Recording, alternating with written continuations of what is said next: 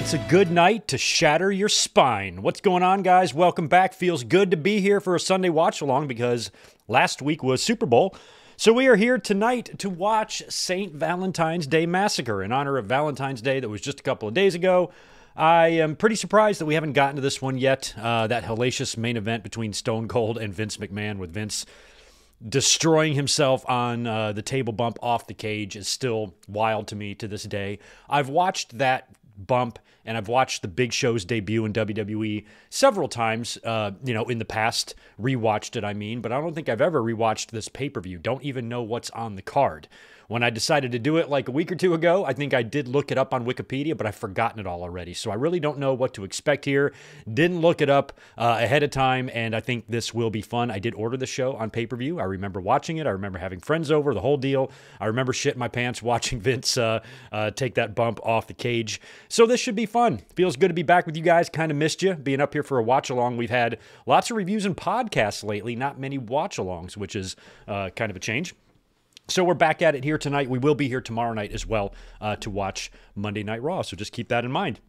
Here is what the deal is. Over on Peacock, pull up your St. Valentine's Day Massacre. I had to search for it. I couldn't find it under the pay-per-views or the In Your Houses. I actually had to go in and search it. So you should be able to find it that way. Your runtime tonight, according to the Cock, is 2 hours, 51 minutes, and 31 seconds. So nearly 3 hours. We will try to start this no later than 9 after to make it a nice, even 3-hour stream this evening.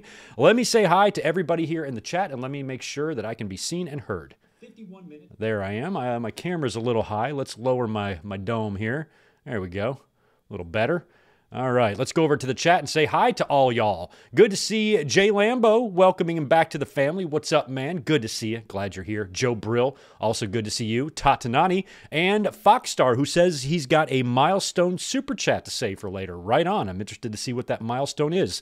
And yeah, you're here for this Pinupia In Your House event. Yes, I believe this is technically the last one under the In Your House name, because by the time that, well, no, shit, I think Unforgiven in 98, no, that was 99 now. Yeah, I guess this is it. This is technically an In Your House event, but I think it's the final one. Wow, crazy. So that's something that I wasn't aware of until just now. Thanks for the reminder, Foxstar, and good to see you. Jay Richter, good to see you. George Morris is here with $5. How you doing? How's Tito and Elizabeth? St. Val Massacre, 10 out of 10. How about Super Brawl 5, 30th anniversary? Cobra Kai Season 6, Part 3 week. Wow. Well, George, I'm going to partially agree with you. First of all, me and Elizabeth are great. Thank you for asking, as always.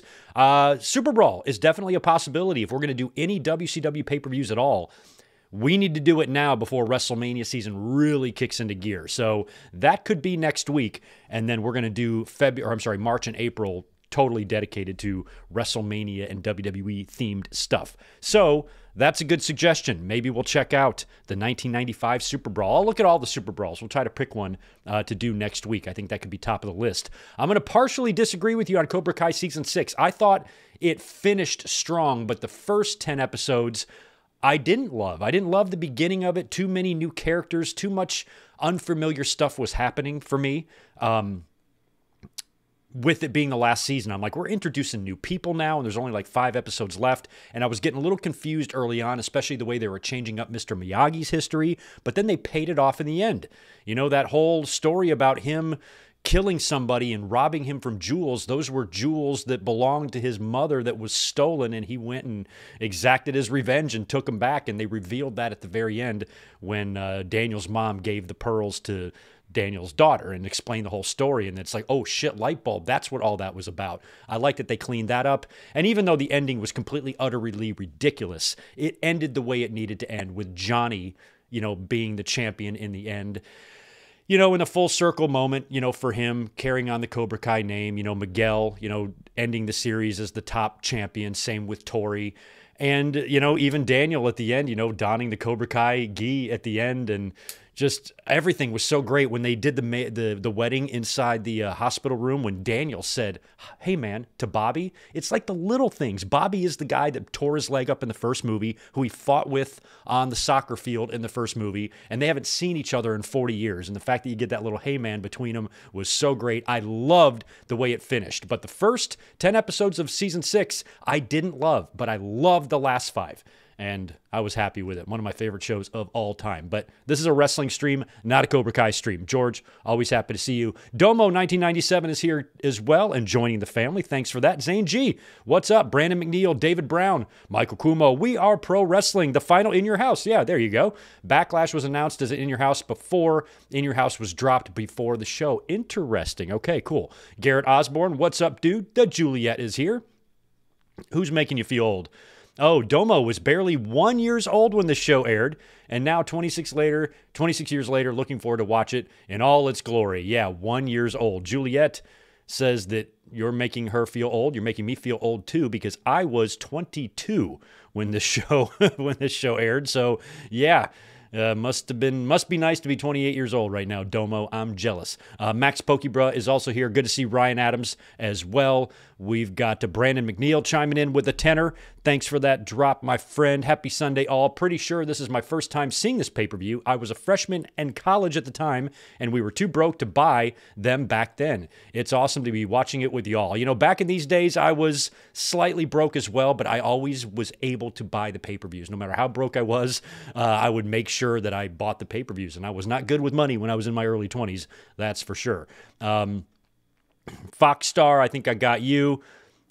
Everybody else chiming in, good to see you. Thank you so much for being here. Let's start this pay-per-view so we don't cross too much over the 3-hour mark for this stream. We usually get them all done within that 3-hour limit there. So hopefully during this time, you guys have all ran over to your peacocks, pulled up St. Valentine's Day Massacre. Like I said, it is 2 hours, 51 minutes, and 31-second runtime. We're going to do a countdown of 3, 2, 1, play, and we're all going to hit play together as soon as I get my fingers queued up on my little buzzers here. All right. I got my timer finger ready. I got my play button finger ready. I'm double mousing it over here, so it's a little bit hard. But I think I'm ready. All right, here we go. If you guys are ready, I'm ready. On a count of 3, St. Valentine's Day Massacre. Let's rock. 3, 2, 1, play. Boom. Boom. All right, the old classic WWF signature intro. Loved it. Loved it back then.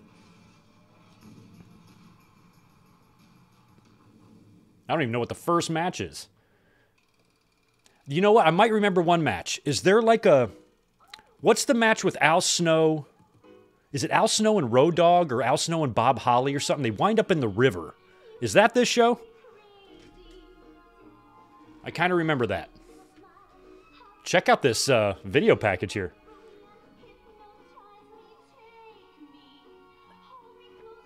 It is fitting that these two are battling on the most romantic day of the year. And for anyone who was wondering, in 1999, I did not have a date. I was at home with being a dork with 2 other dork friends, and we watched this on Valentine's Day because we were all womanless dorks. Or, I mean, I wasn't a womanless dork. I was just a womanless dork at this particular time in February of 99. I wasn't always a womanless dork. But sometimes.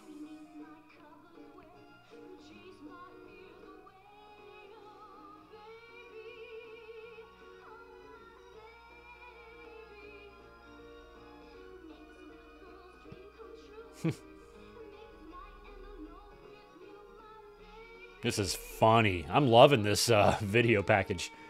Now, after the Rumble, Vince won the Rumble, but then Austin still got the match because Vince forfeited his opportunity, so it went to the runner-up, right? But then Austin put a shot on the line here if Vince would face him in a match, right? And then if Austin wins, he still goes to WrestleMania. Is that the stip? Is that how they did it?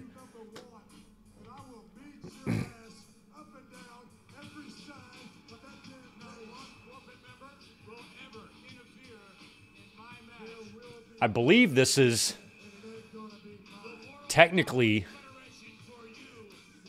the second to last appearance of the blue bar cage, except they painted it black.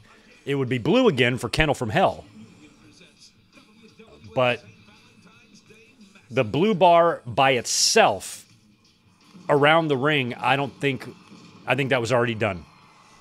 This one was black.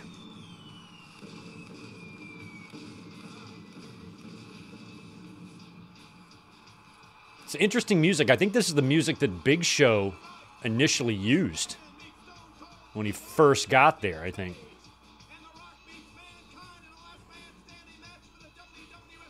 Jay Lambo was a little bitty Lambo when this came out. I was old enough to drink alcohol. I was already living in my probably third apartment, or maybe fourth apartment by this point. I moved out at the tender age of 18. Tender age.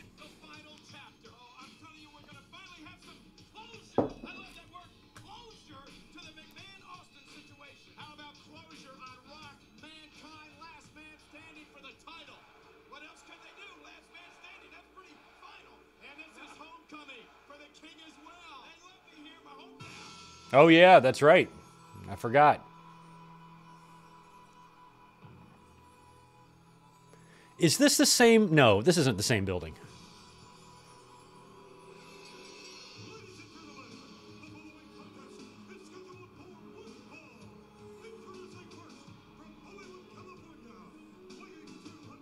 This isn't the same venue as Final Four, right? That's a real small one. They're in Memphis here? Is that where they're at?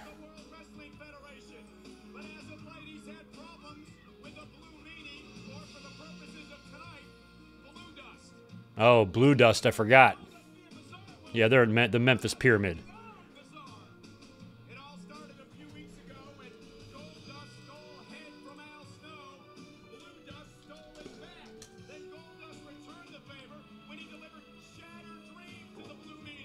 Oh, yeah, Final Four was in Chattanooga. That's right. Not here.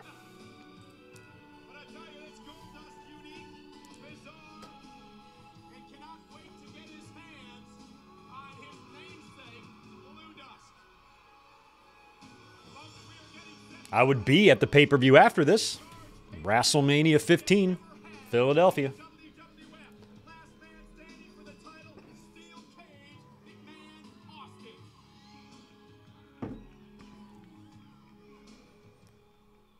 I forgot Meanie had come in. Oh my God, it's Blue Dust.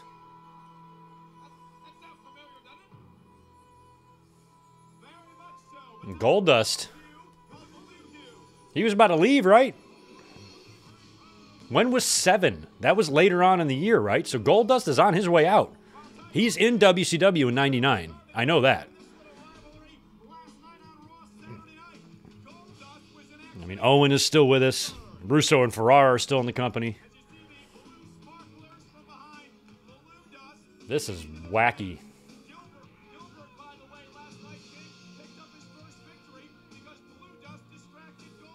What was, like, so Blue Meanie, he was married to, like, a porn actress or something, right? I don't remember who she is. I just remember that being a thing. Tatanani, you were at WrestleMania 15 too? Why didn't you come say hi? Why didn't you come say hi? There I was. Couldn't miss me. Way up in the very, very top. You could have just stopped by and said, hey, what's up, good mic work?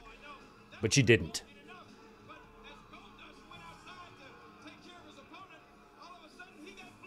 He got blued. Goldust got a blue bath. A blue bath.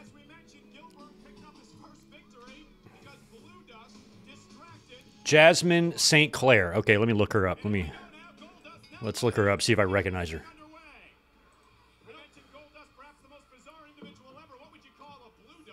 No, I don't think I recognize her. But I think she made appearances with him. Oh, yeah. There's her in TNA. Okay. Jasmine St. Clair. Good for you, Blue Meanie. I love that this Blue Dust is still falling.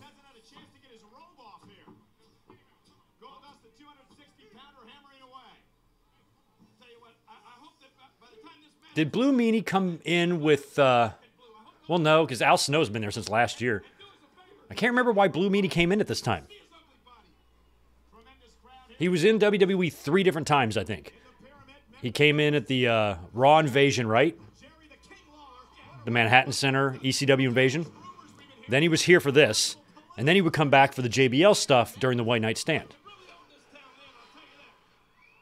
So here, I don't know, if he was on loan from ECW or what was going on. I like how he's wearing a kind of a onesie.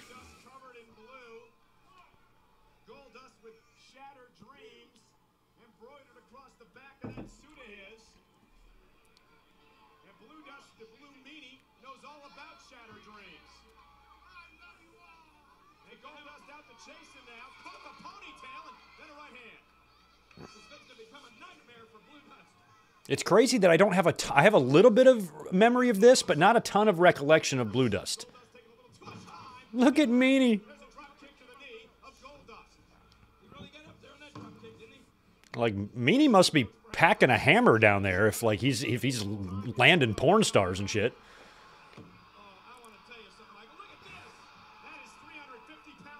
If I was married to a porn star, I'd almost feel like I wouldn't be able to measure up or something, So, Meanie must have something going on.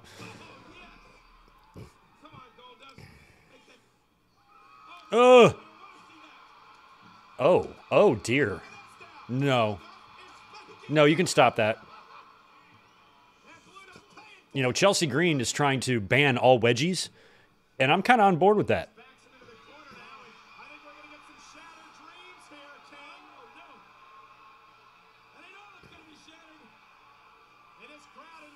You're giving me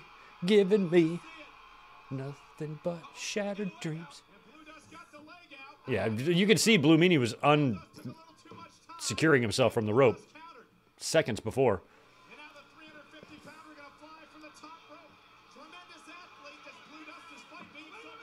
Wow. Who was the first person to do this? I think it was Scorpio. Too Cold Scorpio. I can't remember anybody else before him, but I could be wrong. Oh, that's too much white leg. Okay, that's got to be the finish. Thank God. I used to have the SCU t-shirt. Stone Cold University. I also had the Other Side Jackass one. I like that one a lot.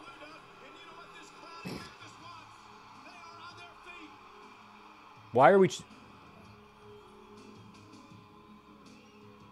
Oh, he's gonna make sure he gives it to him. Did he stay married to Jasmine St. Clair? Is this why it ended? Because he got his little blue jewel smashed? Oh, the blueberries. Ouch.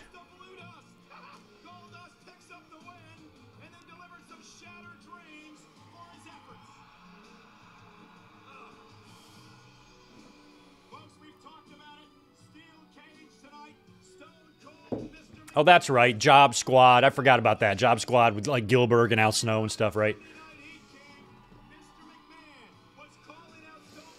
Is that Al Snow went to ECW, got the shit with the head over, and then he came back.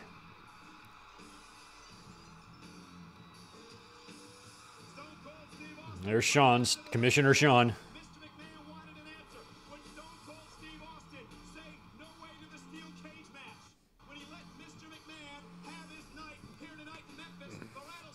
I'm sure I watched this. One cool thing about me recording all the pay-per-views that I ordered that I always recorded, Sunday Night Heat. Or Free-for-All, or whatever pre-show was on.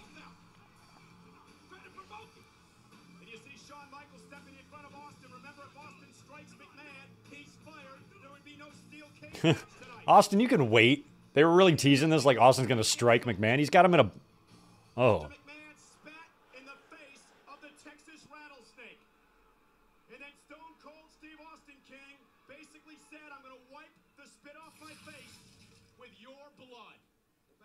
Okay. Is that for real, a pyramid?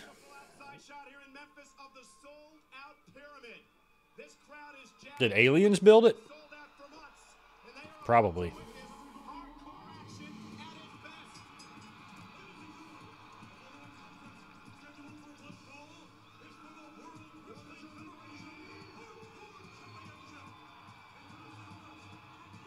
Terry Funk. I don't know if Terry Funk would ever signal one of his wonky-ass moonsaults. Scorpio would do this because it would be like the 450, and that would be like the signal for it. But I started seeing it more frequently later on. Colin Wright, thanks for the tour. I'm sure there was a lot of STDs, probably.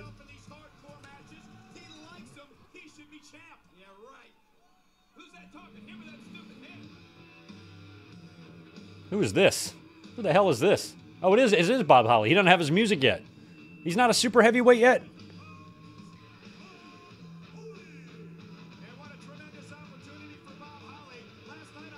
This isn't a network edit, is it?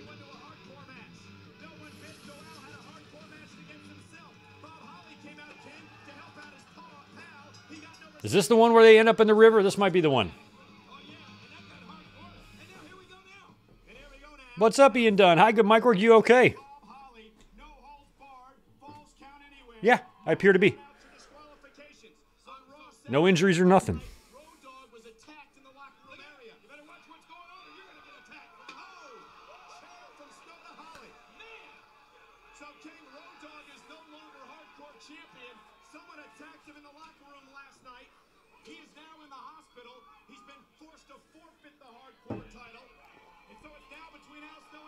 I thought Bob was also a little bit into the super heavyweight stuff. Like he was only interested in working with heavyweights. Okay, this was his real theme at the time. Gotcha. So this is basically where he became Hardcore Holly, was here. That means he must win the title, right? Oh, yeah, he's still... Oh, yeah, because he's part of the Job Squad, too. Yeah, so this is super... These are two Job Squad friends. Why are they fighting?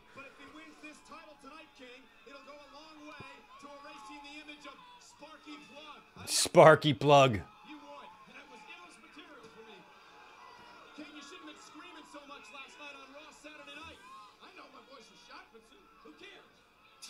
Oh, you can take that and you can take those things in the face? That wouldn't hurt you or anything? I'm 47 years old and I've never in my life discharged a fire extinguisher. I've never had to use one. I have one in my house. I've had one in my restaurants. I've never had to pull one out and use it, ever. I don't even know how. Pull the pin out and press the lever, right? Okay. I've never used one, ever. God, I wouldn't want that shit sprayed on me.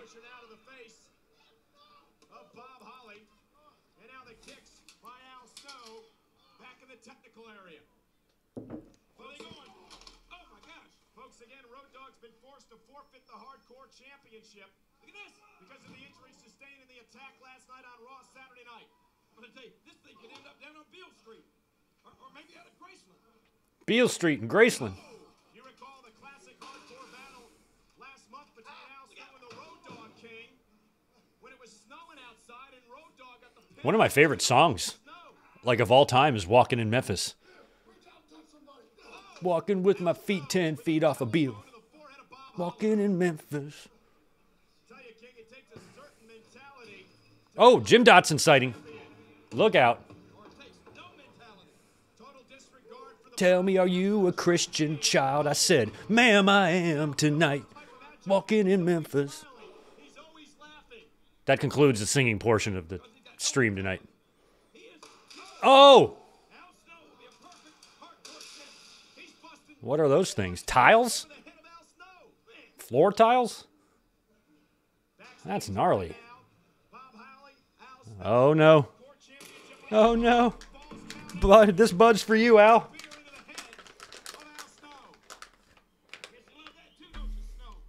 No countouts, no disqualifications. They're outside the pyramid now. It's 30 degrees outside. Bob Holly's out there with no shirt. Oh. Yeah, Mark Cohn. Thank you, Tatanani.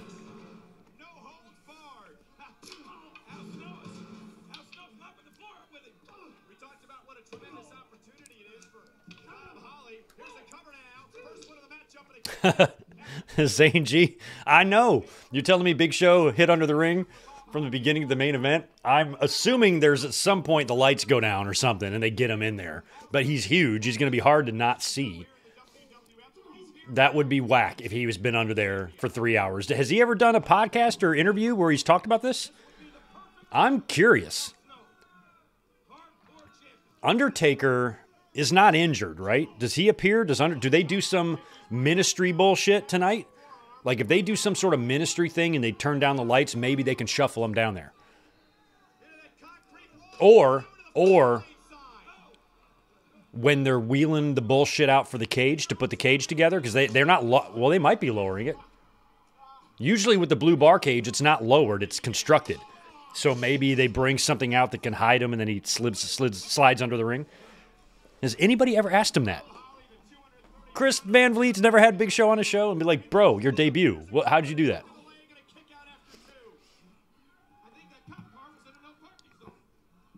Somebody tweet Chris and tell him to book Big Show and just ask him that one question. And then send him home.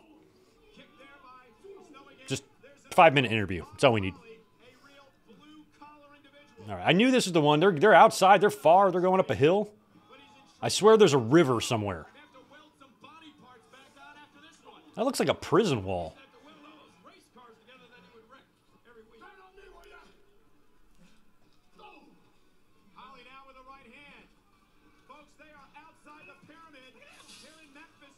Ian, I think we're going to start the WrestleMania watch-alongs in March. So we'll either do a No Way Out next week or a Super Brawl. Thinking about a Super Brawl. Try to squeeze in WCW because it'll be the last WCW show we do for a couple months with WrestleMania season being here and all. Probably get back to another WCW show in May. Yeah, there's the lake or the river or whatever. Damn. I mean, this is February in Memphis. Memphis is a little further south, but it's got to be cold. It's got to be balls cold. Now they're going to go down by the river. Just happens to be a stop sign there. That's good. Oh. Ugh.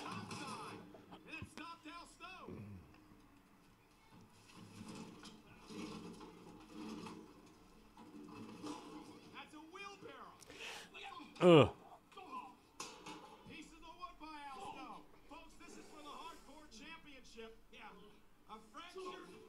Oh. Oh, he's going to try to put him in the wheelbarrow, but he fell over.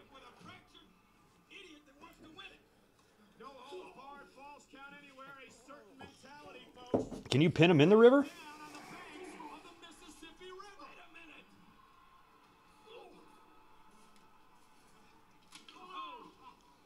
Oh, nice. You got this one on VHS, huh? I don't. I have the recording, though. Oh. What's up, K-Dog's Kennel? Hey, Greg and chat. It's been a while. It's been a while. Best wishes to you and yours, my friend. Same to you, Kevin. Always happy to see you in here.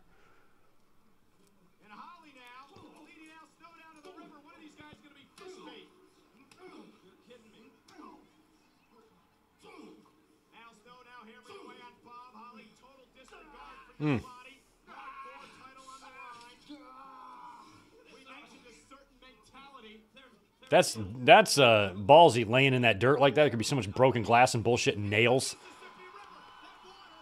You ever go outside or go to a campsite, get a long magnet, just drag it along the ground, you'll just be amazed what you pick up. Ugh. God, they are full blown just in that water.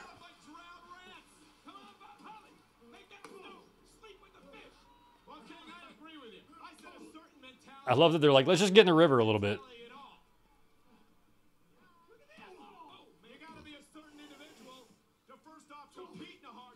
It'd be funny if a gator flew out of the river and snagged one of them.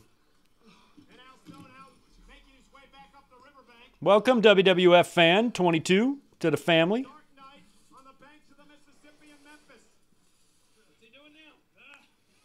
Oh my God! He hit the cameraman with that.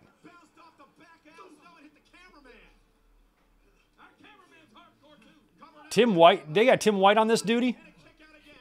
Al kicked out on the concrete riverbank. Oh, back in the river? Jeez. They are not wearing enough clothes to be taking bumps in tree branches and shit. It really feels like they're just using whatever the fuck they're finding out there. It's probably a homeless dude sleeping back there. Being bothered by all this racket.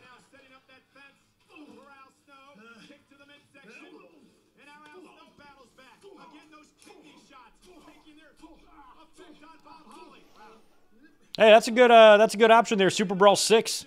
Luger Sting versus Road Warriors, Flair Savage in a cage, Hulk and Giant in a cage. Could be that one, Ryan Adams.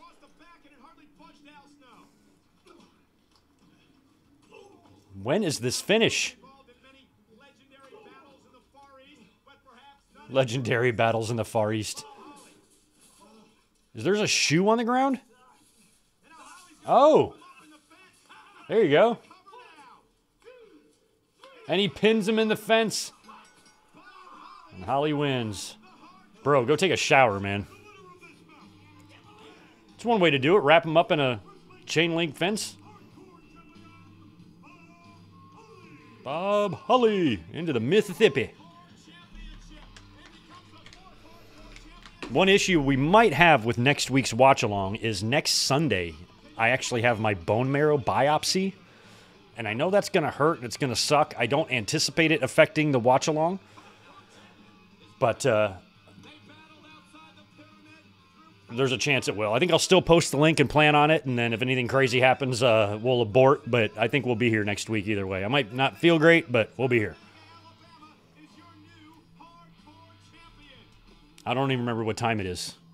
I think it might be 10 in the morning or something. So I should have plenty of time to get home, try to feel a little bit better.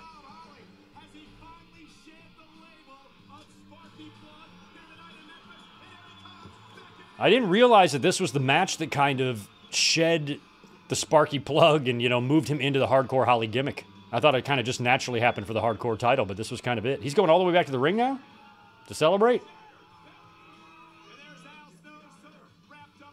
You can get out of there, Al. Just start rolling. Unroll yourself.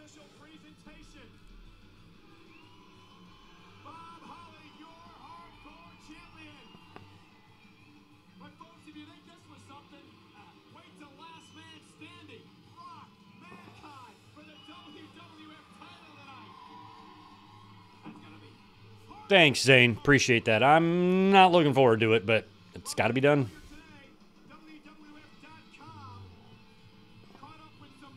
You gotta take what life gives you.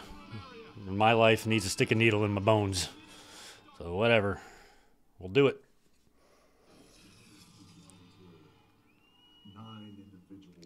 All right, so here's ministry stuff. Combined to make one ministry. Let it be known that on February 14th, St. Valentine's Day Massacre, that the massacre they witness here tonight will be nothing like the massacre that the ministry unleashes from here on. Brother Midian. Brother Midian. Tonight you step into the Not naked. with the boss man. You will take his soul. You will weaken his body. Tonight, the power from beyond has spoken. At the time, I was into the ministry. I really liked this at the time. Purpose in life begins tonight.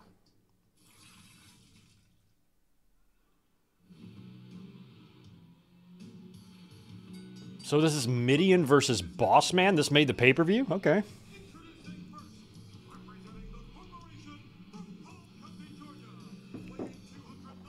It'd be funny if he had his old Boss Man music. That would be hilarious. Super Brawl 3's got Vader Sting strap match, Muda and Wyndham, and the return of Flair. Yeah, that would have been 93. That's a good one, too. There's some good Super Brawls. That might be, you might have to do a poll. Super Brawl 10, Fox Star Killer says, I liked Ryan Adams.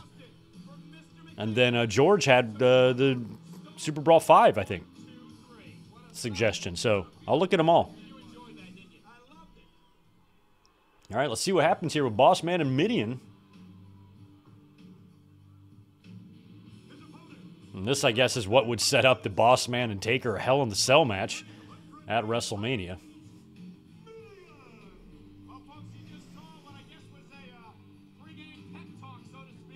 What's in the jar? Is it an eyeball?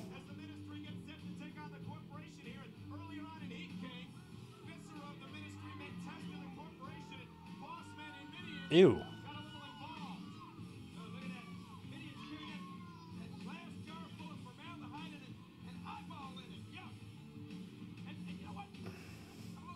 Bossman, you might have an eyeball in a jar. I got my nightstick.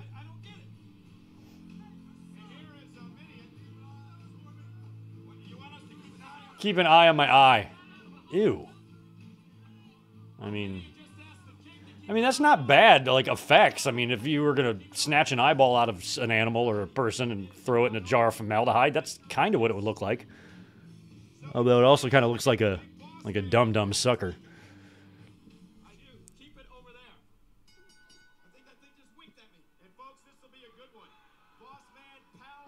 Put the eyeball up on a pole. I'm cool with that.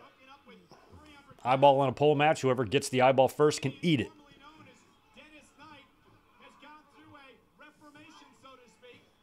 Formerly known as Dennis Knight, he's formerly known as Phineas I. Godwin. And Tex Slazenger. But I like Phineas I.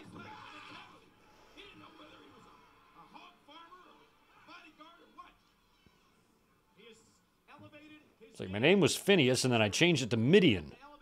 What?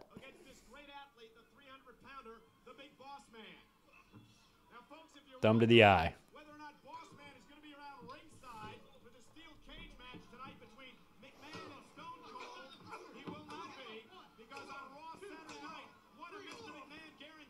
Damn, Boss Man laying him in.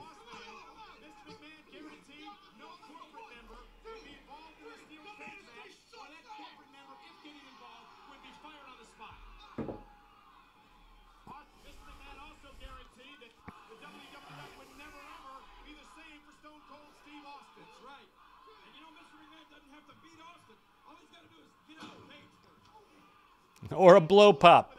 Blow pops were the best when I was a kid. I couldn't even imagine chewing on that much sugar now, but man, when I was young, when I was in middle school, I would go, we had like it was called Cash and Carry. It was a little warehouse that sold like bulk items where you could buy boxes of Hershey bars. You know, when you go to a grocery store or convenience store and there's the candy, you know, they come in the whole box. So you could go buy those like super cheap. And I would buy like cases of blow pops and like Airheads. And let me think, what else? Airheads and blow pops were the big ones. And sometimes like the pixie sticks, like the powder and the straws. And I'd buy those things in bulk, take them to school and start selling them on the playground. I'd make like 20 or 30 bucks a day, you know, selling candy for a quarter, you know, to kids. I was like the little candy dealer. I remember coming home and my mom and dad being like proud of me for like being an entrepreneur, even though it was completely against the rules. And the teachers did find out and catch me and shut it down. But it took them a while. It took them weeks. So I was going to school like every day. I'd ask my mom or dad, I'm like, can you give me a ride down to the Cash and Carry? And I'd go in there and, you know, spend money, buy all the candy, take it to school and start selling it during lunch, in the hallways, during recess, gym, whatever. And I'd make a killing.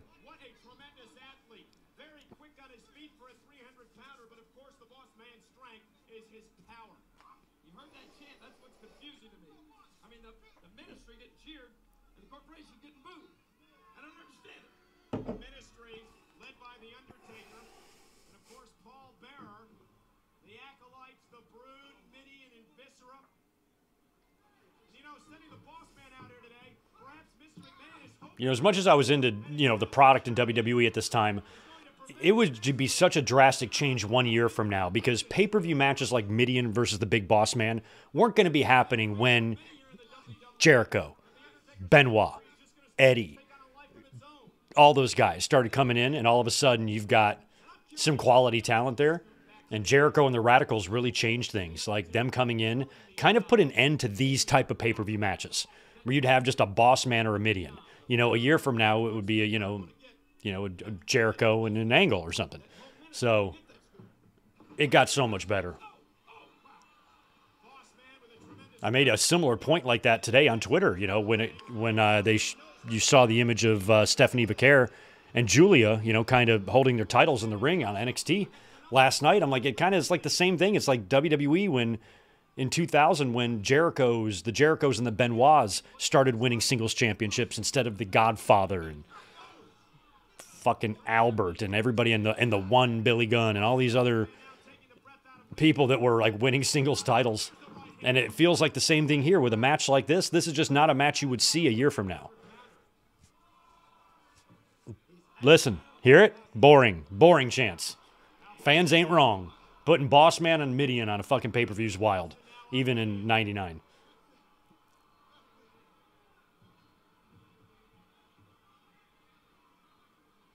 This should be Raw.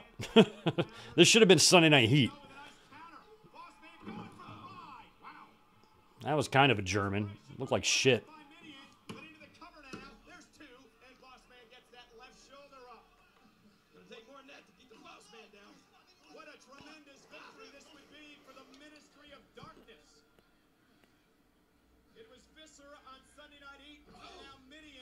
James, Pixie Sticks is like snorting the coke. I don't know if it's exactly like that. I wouldn't recommend snorting that. You ain't got taste buds in your nose.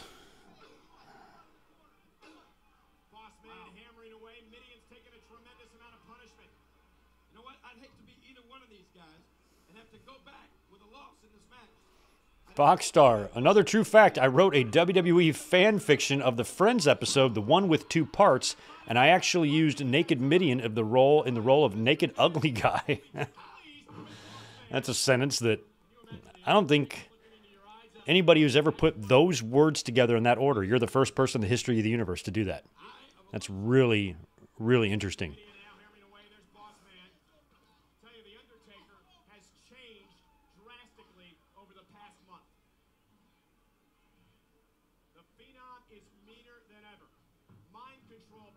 Over Midian and the rest of the ministry.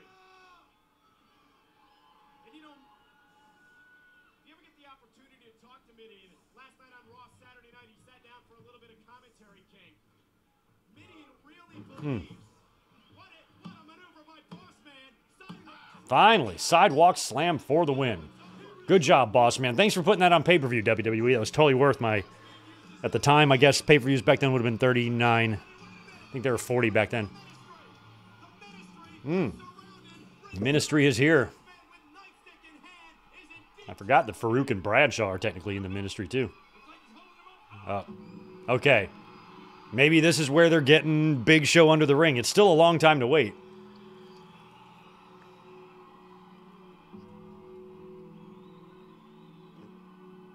I'd be really surprised if he's been under there the whole time.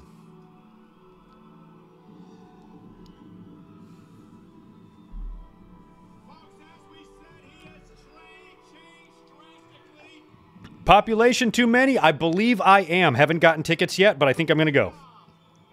The reason I'm holding out is because I think I'm going to get ringside seats. That's what I'm trying to get. I don't really want to go unless I'm front row, to be honest. So I'm kind of working on that at the moment.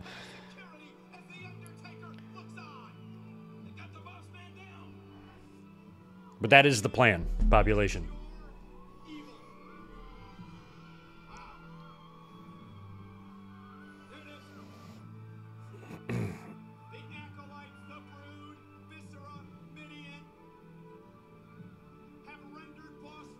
I'm pretty sure it's actually the 26th, though. It's a week from this Wednesday. So 2 Dynamites from now.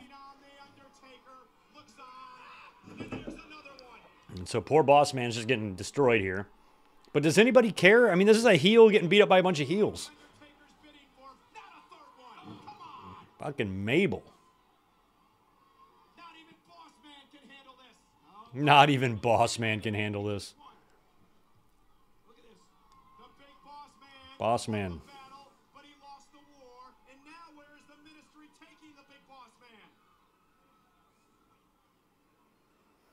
That's a wild universe there, Foxstar. Trish is Rachel. Steph is Monica. Terry Runnels is Phoebe. Oh, really? Terry Runnels is Phoebe? The Rock is Joey. And Triple H is Chandler.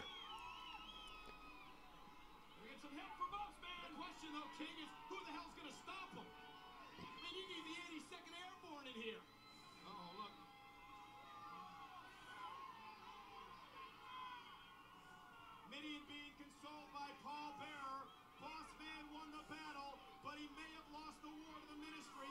Where could the ministry? Phoebe's my favorite friend. Like, Jennifer Aniston is, like, the hottest, but I'm more attracted to Phoebe than Rachel. Personality goes a long way.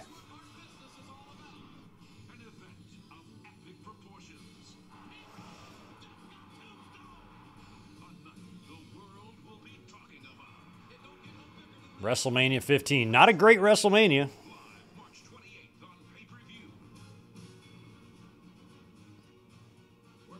Look at this.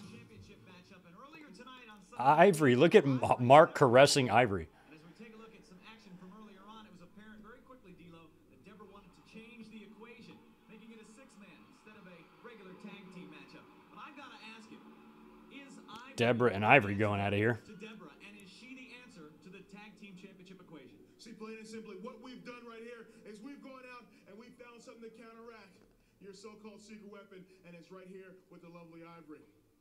Now, Jeff and Owen, you better recognize this, that Mark Henry and myself, we're coming full bore. I forgot Ivory always came out with the scarf thing. Now, Deborah, I've got one little thing to say to you. If you stick your nose in that match, you interfere in every way. I guarantee you this. Ivory will rip every stitch of clothes off your 2-cent sleazy ass. Now, let's go. All right, D'Lo. This sexual baby. I loved Mark Henry's sexual chocolate theme song. Yeah, I love it.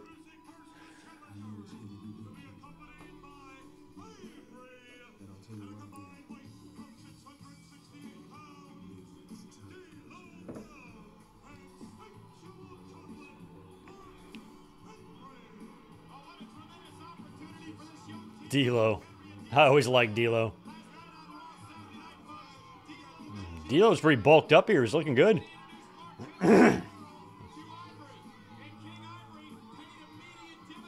D'Lo and Mark Henry versus Lashley and Shelton. Who you got?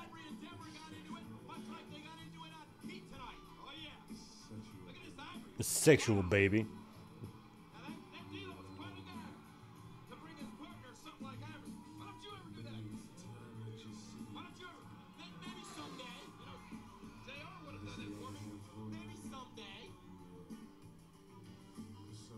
Why do you ever bring somebody to me like Ivory? Tried to hook you up with Sammy. On this fine Valentine, Is it Sal's Better Steak Day? I'd like to make the envy of all the women in the World Wrestling Federation by presenting this to my baby. They should have made Mark Henry like a chef character. That would have been pretty funny. He just exudes sexuality. He just exudes it. Valentine's Day chocolate for Ivory. That's enough of that, please. Childlike when it comes to women. What do you mean? He loves women. What's wrong with that? Giddy. Now he's smitten with Ivory. Mr. China, Deborah, don't forget Sammy. Oh, D'Lo just stopped rocking the chesty? I didn't realize that. On the Saturday night at Raw Saturday Night. Is that the one, the Raw Saturday Night, is that the one that was like in the Sky Dome? Is that the one where Vince does the face-off thing with Austin? In the corner? Well, King, earlier on Heat, Ivory made it plain and clear. Deborah, if you interfere in this matchup, I'll rip the clothes off. Well, there's no more Nation of Domination. Owen's in there against his former Nation friends. Outside the ring and inside the ring. Well, all I can say is, I hope Deborah interferes. I'll put you on the spot. Who do you like better, Ivory or Deborah? Well, I'd have to sample both of them to decide. Okay.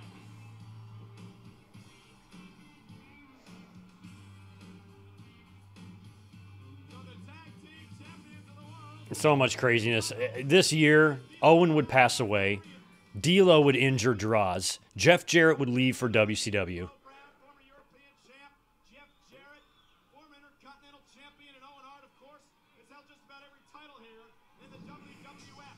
Both these guys, second-generation stars, they beat every Wow, so it's the night before the go home to this. The night before was the Vince and Austin thing, huh? Yeah, I guess I vaguely remember that. I would have had to work that night in my Italian restaurant job at the time that I loved.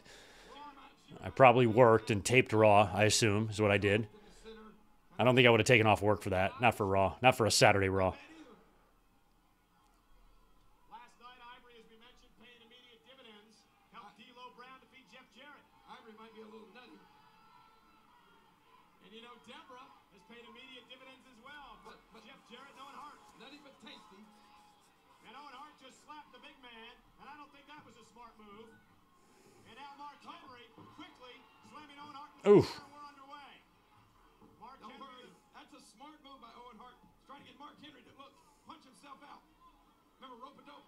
Mark Henry, the 400-pounder, former Olympian, the world's strongest man, sexual chocolate from Silsbee, Texas. Oof. Just caught Owen Hart with a big line. Many more of those, and Mark Henry will be really tired. And here comes the European champion, I should say former European champion, D'Lo Brown with a big right hand. Yeah, Brett definitely was the dog show. Dog show was always February. U.S. Open was August. So SummerSlam, for a bunch of years there, didn't get a Raw after SummerSlam. It had to air on a different day. Or maybe it's before SummerSlam. I forgot. One of the shows was, SummerSlam shows is always dramatically affected, and I'm pretty sure it's the Raw after. That would either air on a different day or it would air late. Like 2 or 3 hours late, which just sucked. That was a bulldog headlock as Jeff Jarrett now comes into the ring.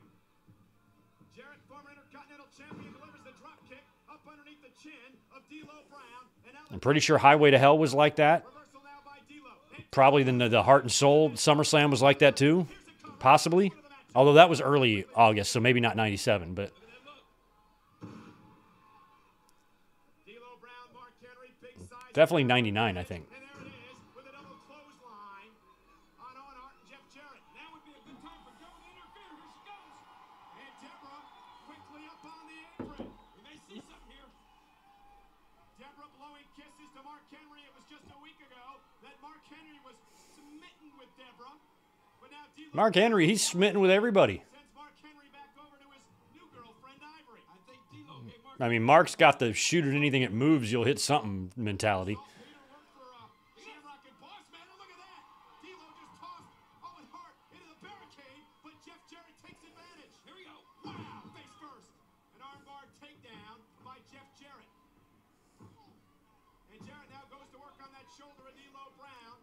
I got to see Owen Hart wrestle in person a lot of times, but WrestleMania 15 would be the last. Comes Owen Hart. Can't believe they're down to the final couple months of Owen here. Double clothesline now, and Owen Hart. It's just surreal watching him here. Like, if only in his head he had any fucking inkling that what was about to happen to him, you know?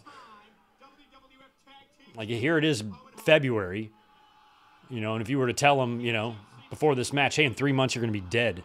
Hey, your hometown crowd getting all over Owen. Your hometown getting, no, they're calling him a nugget. He's not a nugget. Corner now with authority. Owen follows it up now with a forearm. The Spimpians aren't too partial to Canadians. And here's Jeff Jarrett now. And again, the teamwork on the way between Owen Hart and Jeff Jarrett. Look at that. You know, talking Owen Hart, I don't think Deborah is with Austin yet. but he says he has never I feel like she had kind of just gotten there a few months earlier, right? So that's probably all happening. As a matter of fact, definitely it is, because, you know, in Beyond the Mat, Chronicles of the Rumble, you know, and Austin, I think, was kind of going through his divorce and everything right around this time. So Austin, I think, is divorcing Jeannie right now, like, as we speak.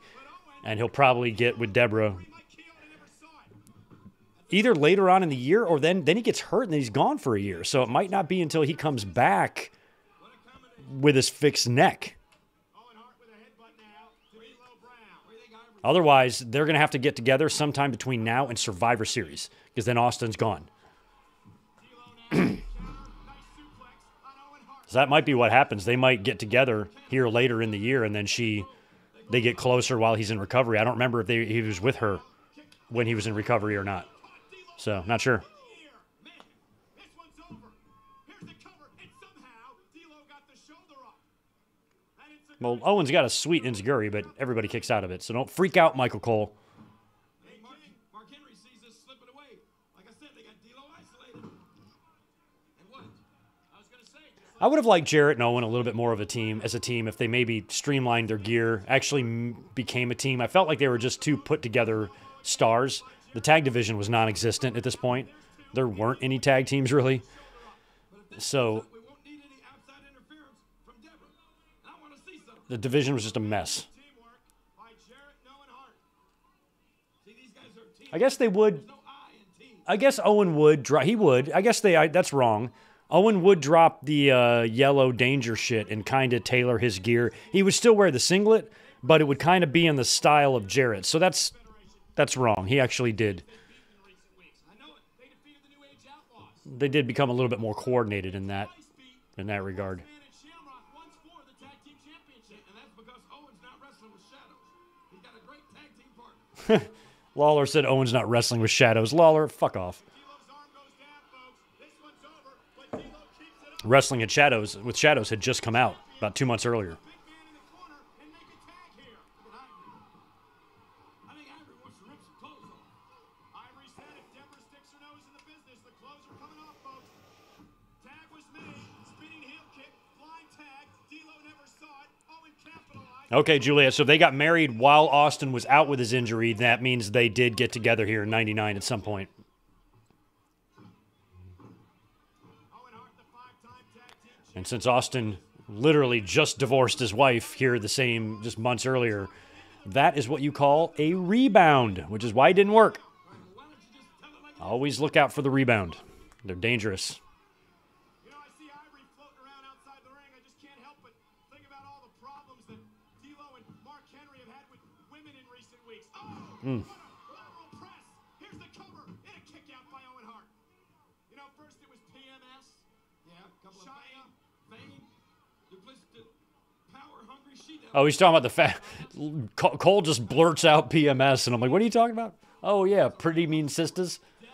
I can't believe that faction existed. Now he has Ivory, who seems to be on the same page as D'Lo and Mark Henry, and Owen Hart now. And D'Lo with a counter.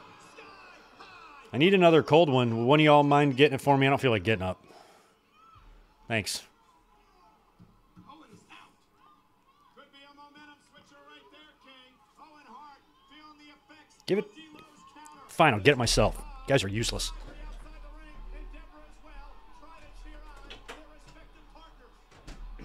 D'Lo was in there. Ask you for one little favor, and no, you can't do it. Gotta get my own beer, I guess. Okay. Thanks for nothing, chat. D'Lo Brown needs to make a tag. He's been in here for a good 5 to 6 minutes now. It's the fatigue factor setting in. Oh, he's got it. And here's the tag. And here comes the big man. 400 pounds. Oh, thank you for that stat, We Are Pro Wrestling. They got married September 13th, 2000, literally right before he came back. Came back in Unforgiven, right? Massacre. I don't know what the date on Unforgiven was, but Corner. Owen Hart whipped into the corner. And look out. Ah, no. Yes. Austin also had a relationship, I think after Deborah, with like a softcore porn actress, because I remember watching an interview with her So by Jeff Jarrett. Off the where she talked about them being at Stephanie and Triple H's wedding. Of course, I have no idea what her name was, but I think they might have been married. Austin and her? I can't remember. Austin had some... It took him a while to get his shit together. He was living... Now D'Lo's in control. He was fucking Hot Mess Express, Austin, for a few years there. He really was. Sternum by D'Lo. A couple run-ins with the cops, too. Henry's in trouble. Something that seems to go forgotten in his legacy. I don't know how he avoided cancellation on that, but he did. And Look at Deborah getting... Oh, yeah, girl. Up, here comes Ivory. Oh, hell. Ivory, you can put your scarf down. You don't need to take it everywhere. Ivory having words with Deborah. It's like her Terry Funk towel. Meanwhile, inside, Mark Henry hammering away on Jarrett. Look at D'Lo getting between them. Oh, what's Owen got? And look out. Oh! The guitar. The guitar to the back of the legs. I guess that would work. That would be effective. He weakened the knee. And Jarrett's going for the patented figure four. Figure four on Figure 4 on Henry, and he's tapping. finish was over. That's got to be the only match Mark Henry has ever lost to the figure 4 leg lock. That's wild. That Henry tapped to a figure 4. If we could dig up those stats, that's got to be the only time. And give the damn assist. He's got tree trunks for legs.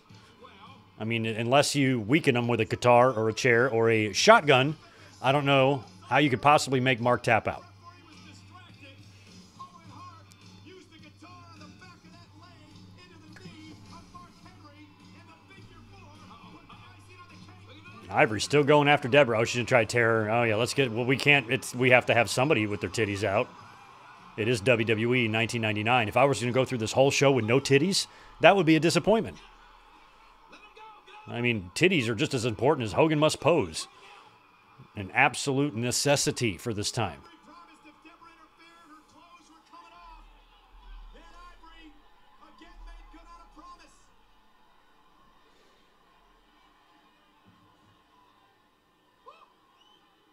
Calm down, Lawler.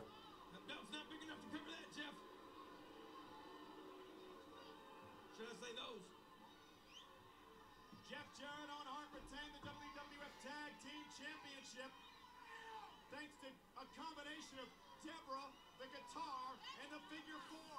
But I'll tell you what, King, I do not think, by any stretch of the imagination, that this thing is over between Ivory and Deborah. Oh, no. Look at the look on Ivory's face. She wants some more of Deborah. How injured is Mark Henry? Ivory's man is hurt. How is that knee after receiving the guitar to the knee? It's a good point here by our friend Sean Ross Sapp. You know, there's a lot of discussion over the Tony Storm and Mariah May finish because the stupid fans think that a small package is wrong, didn't make sense, is an insult. They're all mad about it because they don't know anything.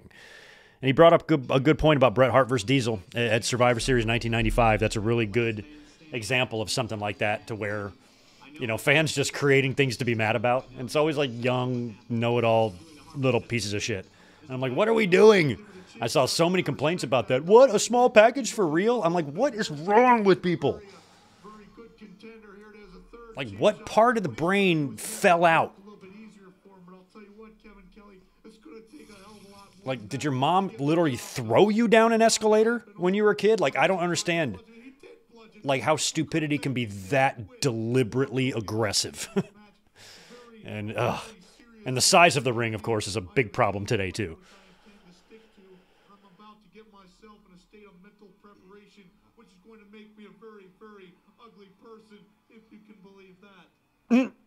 No, I cannot believe that you could ever be ugly, Mankind. You're handsome as all fuck.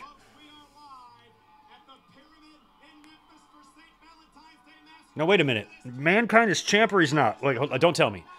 Won it in January. Lost it at the Rumble.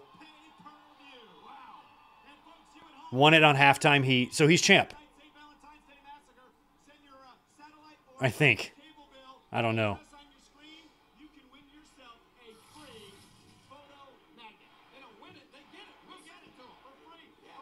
Brock must win it back here. But isn't there like a double finish here, or like a count-out finish or something? Or no, this is a ladder match. Or no. It happens on Raw. I remember. It happens on Raw. Mankind's champ here. I think he retains, loses it on Raw in a ladder match. Do I have that right? I just want to know because my memory sometimes. Oh, yeah, Ryan Shamrock. It was the weirdest thing when she just randomly, she's already a person that, to me, was so insignificant in this time in WWE, and then she jumps ship. She goes to WCW to become, like, the piano player for the opera guy. But she was there, like, I just couldn't believe that someone like her, who I didn't even think was under contract, has just got a small role, is jumping ship to WCW. She would later on date X-Pac, right?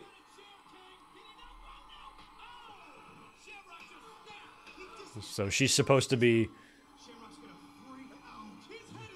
Shamrock's sister. I don't think I've ever known a girl Ryan. I've known a couple of girl Bretts. I've worked with the 2 girl Bretts. But never a girl Ryan.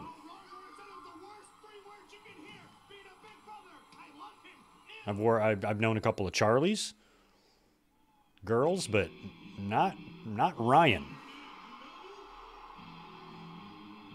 All right, we better call somebody. Here comes the Outlaws, or at least one of them. Oh, Billy's a ref?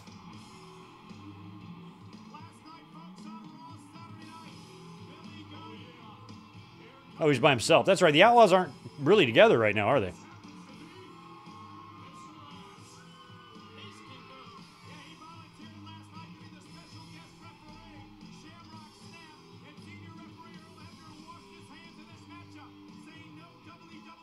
Nice shirt, Billy. The Intercontinental title match between Valentines and Ken Shamrock.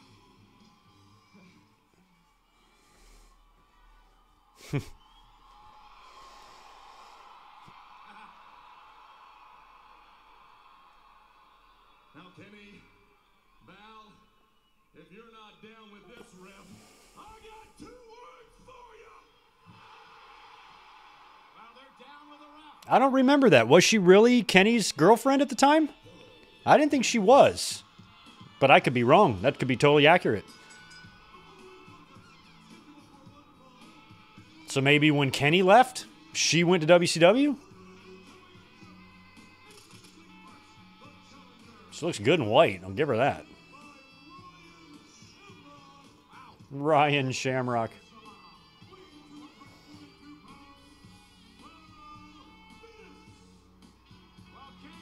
Like if her name was Ryan, I think it would be like R-I-O-N or something.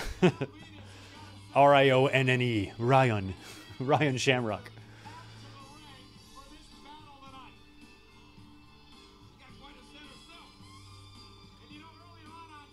Oh, Road Dogg was out with an injury. Yeah, I knew he was at WrestleMania. I remember thinking it was weird at the time. It felt like WWE was driving in the direction of Billy Gunn being the IC champion and Road Dogg being the hardcore champion, but it kind of reversed. Road Dogg won the IC, I believe, right? And then Billy won the hardcore.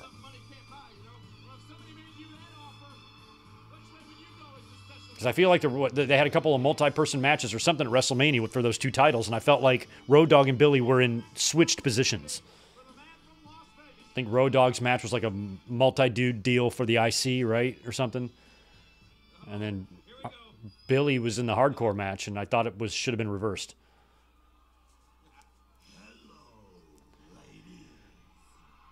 If my sister dated some asshole that I fucking hated and then rubbed it in my face, I'd probably just stop talking to her and disown her.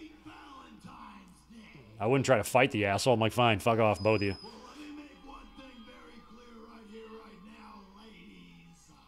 The Big Valboski has a heart on for you. Oh, nice, Val. You got a heart on for me. That's good. I'm a little sad. I went to my P.O. box on Valentine's Day. None of you sent me any edible panties. None of you. I was hurt. I was going to eat them right here on stream. But I opened it up, opened the door, it was empty. There's like 2 cards in there, but nothing else, no presents. It's okay. 2, 3 hours, I was done crying. It's fine. It's fine. Hey, I like Shamrock with the elbow pads.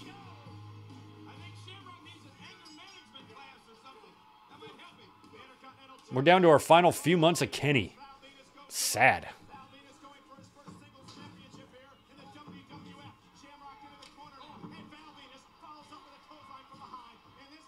This is totally random, but I don't have any memory of Ken Shamrock around Owen Hart's death. You know, like on the Raw Is Owen when all the talent was out there? I don't remember seeing him out there. I mean, he was close with Owen. Never even thought about that before. And then he would be gone by the time September rolled around. Shamrock would be gone. Curious what he thought about all that.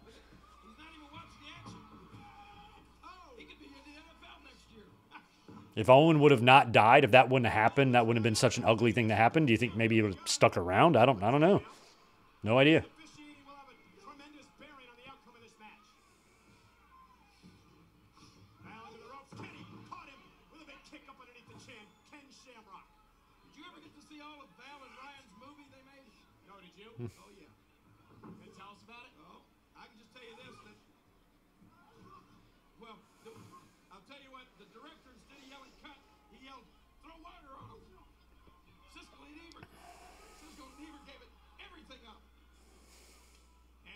Would Kenny go back to the UFC? As a fan, maybe.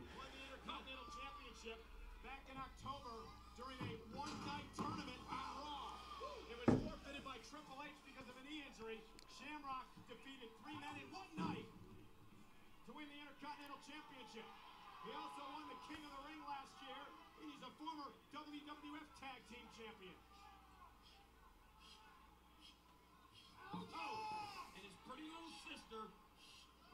here ringside in a skimpy little outfit. Cheering for Shamrock must lose the title here. Ryan's seen a lot in recent weeks. You ain't kidding. Val Venus gyrating in front of her. Billy Gunn mooning her. Then, of course, the movie that was made.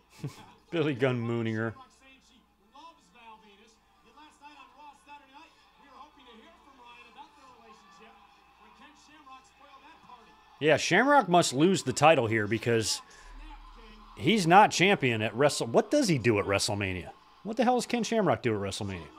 Maybe he's in one of them. Maybe he's in that match. In the stratosphere, right? What does Kenny do at WrestleMania 15? I don't remember. This match said he will not put his officials in He must be in that IC bullshit. for the target. Maybe it's... Shamrock last night. Is it these three guys and Road Dogg? I thought Goldust was in that match. I don't know. Don't listen to me. Don't listen to me think out loud.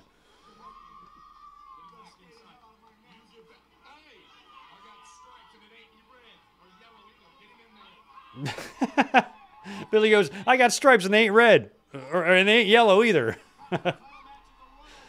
I love how short and little the shirt is on him. Billy Gunn and Shawn Michaels. Pioneering referee gear for years to come. Okay, he is in the four-way. Okay, so he's there. Because I'm like, I know he's not hurt because I know he works Taker at Backlash. I'm pretty sure he stays healthy through the end of his run. But yeah, so he was in that that four-way. The ultimate fighting world is really taking it to Val Venus now. I remember being up at my seat because I would have been, like the hard cam would have been facing my section. The only problem is I was way up top so you couldn't see me.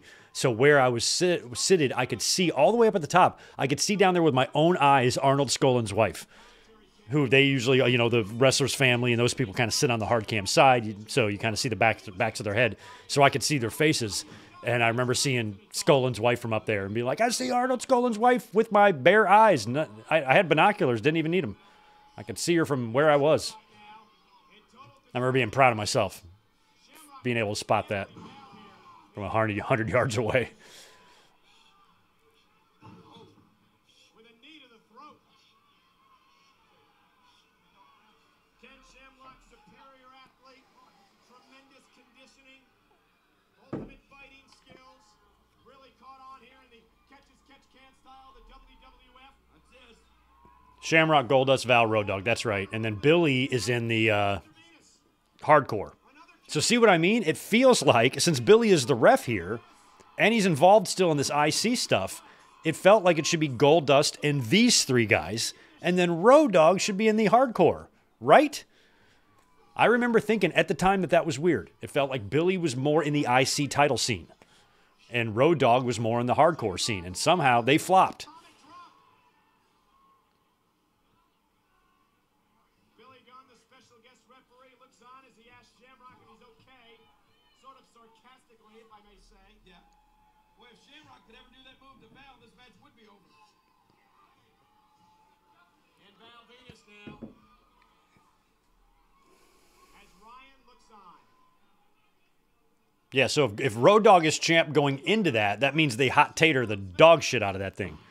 Does Val win here, or does Road Dogg beat Kenny for it? What's best for her? Hook of the leg. Covered by Val now. And Billy Gunn taking his sweet old time. And there's the kick out. The IC title was changing hands way too often for my liking back in these days. Especially, this is when it started, I feel like. This is when it really started getting crazy. Like, boom, boom, boom, boom, boom. Why? Give me one good reason why she's gonna go. Well, one thing, blood's thicker than water. And it would continue later on in the year. You'd go through all these guys, you know, Val and Kenny, and then Road Dogg, and then, like, Godfather, you know, then Jeff Jarrett. Edge won it for like one day, remember, and then lost it back. And then finally, at the end of the year, it would, you know, be China, and they'd have two people holding it at one time. It was crazy. I was very disappointed with the direction of the IC title in 1999. It was just too much shit was going on with it. Lost all its prestige. Intercontinental title changes up until that point used to be a big deal. Now they were happening every Monday or every Tuesday, and it was driving me crazy.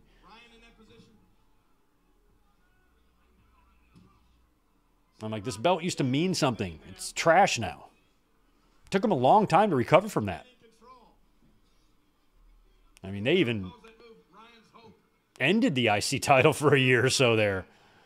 They just got rid of it altogether. Like, what the fuck? It used to be one of the best titles in the whole business. Look what they did to it.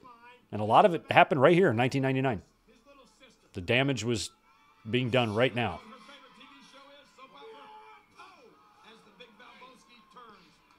Shut up. There's no soap opera called The Big Valboski Turns.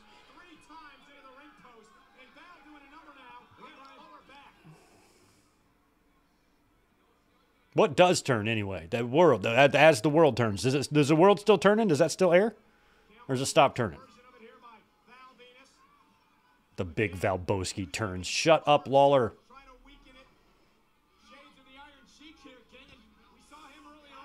Yes, yet another comparison between Val Venus and the Iron Sheik.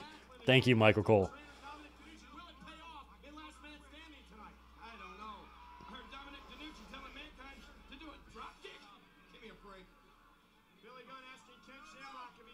Was Dominic DeNucci in the house or something? They brought his name up just now.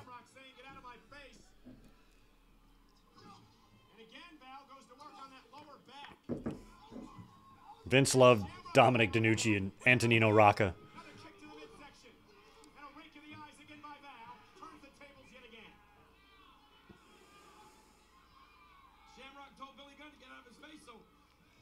Mm.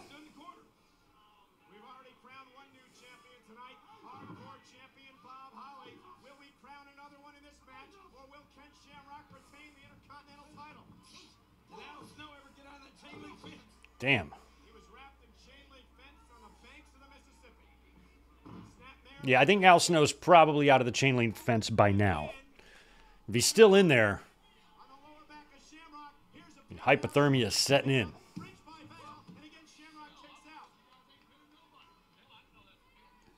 Oh, canceled in 2010. What a shame. The world turns no more.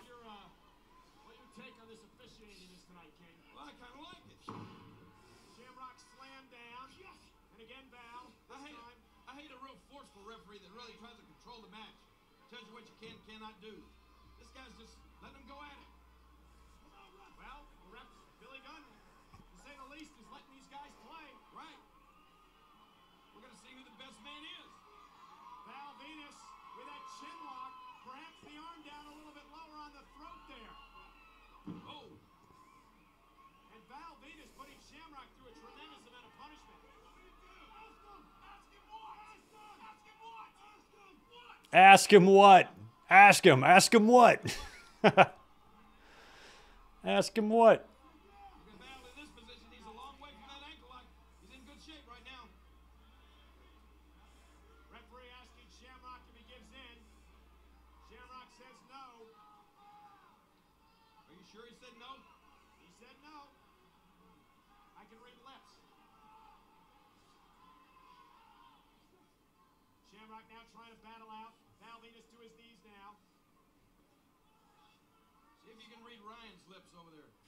Can't exactly tell. You know, I mean, she seems concerned, but I can tell which one she's more. Yeah, oh, it was dropped in favor of the talk show The Talk. So the talk show called The Talk. How long did it? How many people were paid to come up with that name? How many hours of time were taken to brainstorm that idea?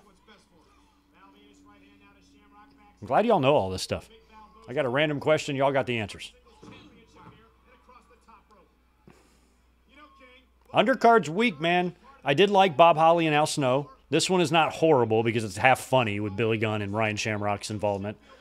But Bossman and Midian was crap. Tag match I didn't care about at the time because as annoyed as I was with the Intercontinental Championship situation, I was equally annoyed with the Tag Team Championship situation. So WWE was hot numbers-wise. They were beating the dog snot out of WCW, but there was a lot of things to be frustrated about with the way the booking was at this point. Like, let's just change the IC title 13 times in 6 months. Like, that's crazy. That's excessive. Look at Billy's counts. He pinned him. He won. Billy Gunn won't throw his hand down. That's it. Come on, ref. Billy Gunn, that was 3. I could have counted that. Billy said that was 2. That was 2. Billy's right. It was 2. He did not count 3, but if he wanted to count to 8, he could have. It sure looked like it was a 3 count to me, but Billy Gunn never brought his arm down. What's going to happen? Is there going to be a ref bump? Shamrock now with a counter. Tremendous maneuver, but does Shamrock have anything left here? I wonder if Billy Gunn has anything left of the obvious bribe he's taken. Thinking anything left. Will there be anything left of Mr. McMahon tonight in that steel cage? Nice. What a slam by Shamrock. Hook to the leg again. There's 1. There's 2. This one's Valentines kicks out. Wow. And another slow count. And Billy Gunn is not endearing himself to Ken Shamrock here. Oh, wow. Valentines Yeah, because I guess here Val is the face, right? off the ropes. Valentines Yeah. kick to the midsection. Fisherman. Nice. Bridge into a pin here after that fisherman suplex. Billy. Now, there's 2. And Shamrock pops out again. Billy sucks as a referee. Tremendous maneuver. Fisherman suplex into the bridge and the pin. But Shamrock popped out. Oh, look at this move. He rolls him over now. Shoulders are down. There's 1, 2. That was 2-2. If Billy Gunn had counted from the right side a second ago, that would have been a 3. Knee to the midsection as Valentines tries to draw the breath out of the lungs of Ken Shamrock. Here we go. Side Russian leg. Max, you don't care for Bob Holly, huh? I don't love Bob, but when it comes to like the Bob Hollies and the JBLs, I hate people like Bully Ray way worse. So Bob Holly and JBL, they could have been pricks at the time. But Bob Holly has a great book. He's had some interesting interviews. JBL's surprised me a couple times here or there, not being the way I thought he would be. You know, he's not MAGA or anything like that. So, you know, I can give JBL a pass here and there. But like the stories of them just being dickheads in the locker room, that really bugs me. So Holly can eat a dick, but he's not as bad as maybe some others. Shamrock gained some momentum. JBL, all that shit he did to the Blue Meanie, stuff like that. Just, Spinning heel kick underneath the chin. they're shitheads. And there's a right hand by Shamrock. Off the ropes now. Look at this. Look at that. I love when Shamrock would bust out the Shoulders are down. hurricane. Psh. Shamrock. Billy Gunn telling Shamrock to stay on top of him. Now he's a trainer in the ring as well. Right. Shamrock belly to belly. And he's in the zone now. He's in the zone, huh? All right, Kenny, get in the zone. Ankle lock time for Shamrock. Auto zone. Sets up the ankle. Here it is. Folks, this one's over. The ankle lock is locked in. And Valentines is in the center of the ring. Can Val get to the rope? Ryan Shamrock. Look at this. Wow. Valentines, and she helps Val. Ryan Shamrock helped Val, and Shamrock falls. Blood sticking to water. What are you doing? He said slap me. He said slap me, and she slapped him. I don't think it was camera was supposed to catch that. That was funny. Slap me. I believe she slapped her brother. And now he shoves the ref. Fasten your seatbelts. Here we go. Oh, no. Small package, 1, 2, 3. And that's it.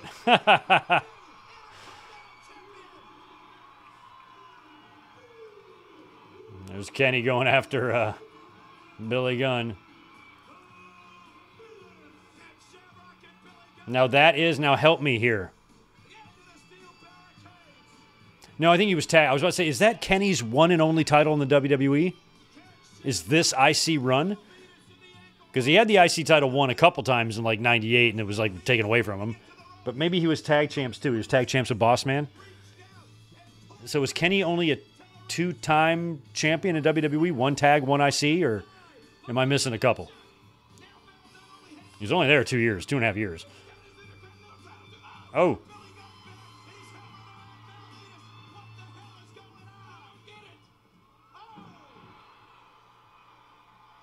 Well, he helped him win the title, and then he says, suck it.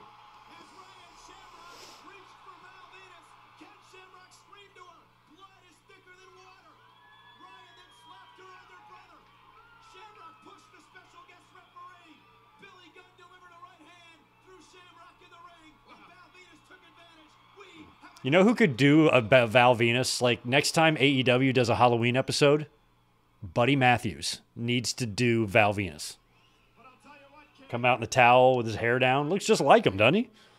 We have heard the last of Val Venus and Billy Gunn. Or Ken Shamrock for that matter. But can you believe Ryan Shamrock backstabbed her brother? Yeah, so 2 titles. And he did win King of the Ring. Continental champion. I'm still in shock over this right here. When you take a look at this right here, Ryan slaps her own brother, who's doing nothing more than looking out for her own good. Yeah, Shamrock, I thought, like, when the Ministry feud was picking up and started going head-to-head with Vince, I thought that Shamrock was a great asset for Vince's side, you know? Like, he kind of stood by him. I think he was the one that, like, rescued Stephanie, right? So Shamrock was a guy that Vince could have, that could go in there and beat the shit out of any of those Ministry weirdos. And I wish they would have done more with it, but that Taker and Shamrock match at Backlash sucked. I think that's Taker's fault.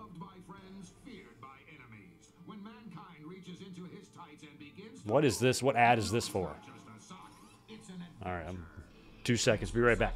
And now you too can be a part of the rave and rage of Mr. Sacco with your very own Mr. Sacco t-shirt. To order, call 815-734-1161. Visit the WWF website or send a check or money order for $25 plus shipping and handling to the address on your screen. Dig deep. Order now.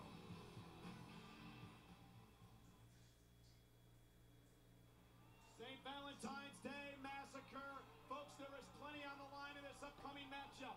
Triple H and X-Pac, the DX, versus Kane and China, the Corporation.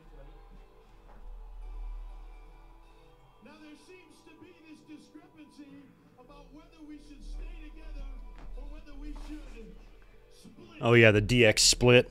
I remember this DX split bullshit was on a taped show, and I read the spoilers on the early World Wide Web in 1999, and they teased the split, and then I read what happened, that they all mooned the crowd, and I was like, oh, that's so stupid. Opponents say I quit, and you win the prize. We're gonna have a new champion. Wait a minute, Kyle. Get your hands off the great one. You say them little words, I quit. Get on. You and I quit. I quit. I quit. Triple H came to China's rescue. Oh, yeah, and then China turns.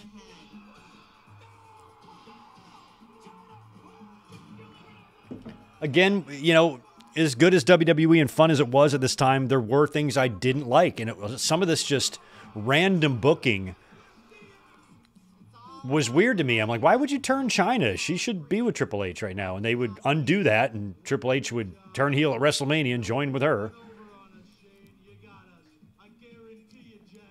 But China was an over babyface. Like, she was over. It's not like she was phasing out or fizzling out or anything. She was still pretty fucking over. And I thought her and Triple H were great together, especially as you saw, oh, I do like her in that white or that silver. That is hot. But Triple H was starting to really, you know, rise as well. You could see it. The world championships were in his future. And X-Pac will square off against China and China's tag team partner. So Triple H and X-Pac versus China and Kane.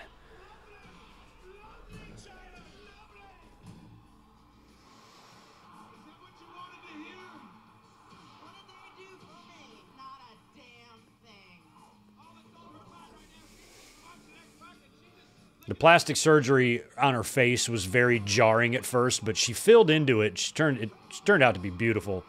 But I remember when she first came out on TV with that, I was like, what happened? It was so shocking to me. And I'm like, holy crap. Doesn't even look like her.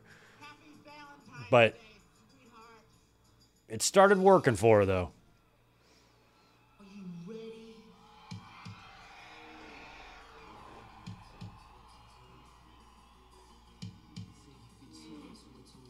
I remember when there was a rumor that this Chris Warren was Triple H's brother because they both got a fucking schnoz on them. Rest in peace to Chris Warren.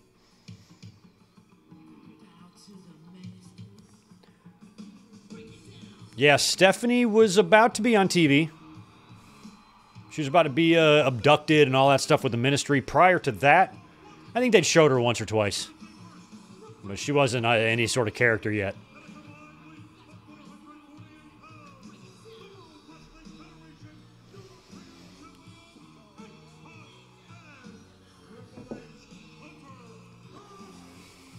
Man, these were the days, man. X-Pac and Triple H both in top form here. A match that was set up by Mr. McMahon 8 days ago on Heat, and Kane last night on Raw Saturday night.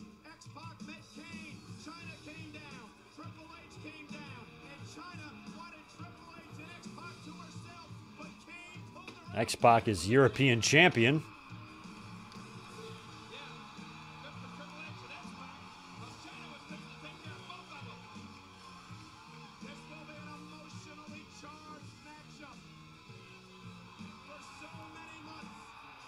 Help me out.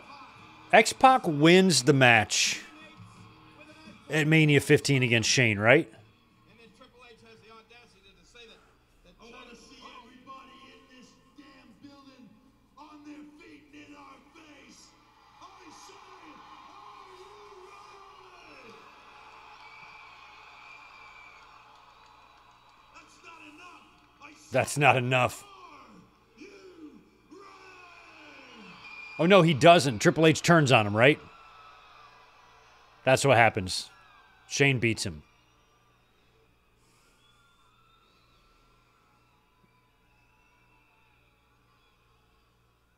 Then, for the thousands in attendance, for the millions watching at home, and for China, And for China. come on out here and get your ass kicked, you big jacked up bitch. That's your girlfriend. You big jacked up bitch. Yeah, that's right. Triple H, because it appears that China turns back babyface, but she doesn't. She just joins back with Triple H, and then they come out and cost X-Pac. I should remember that. I was there. I think it would be really fitting. I hope it wouldn't be too weird.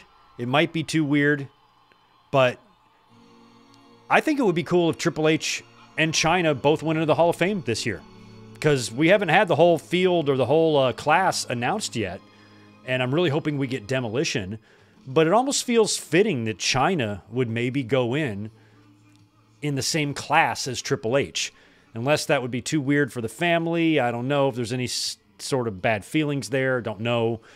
But that might be kind of nice. I think enough time has passed to where it shouldn't make Stephanie uncomfortable or anything like that. So it might just kind of be fitting, like if they went in the same class. Possibly. But at the same time, you know, WWE, they're running out of headliners.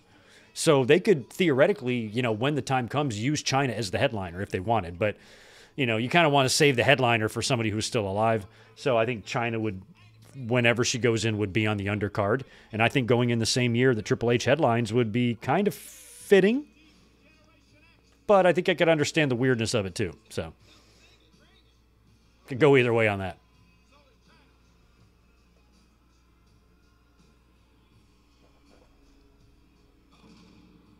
And Kane with the fireworks, man. Ooh, some felt that something's on fire. Look at Tim White pointed it out. One of the pyros fell off the ring and landed on the mat, and it's smoking.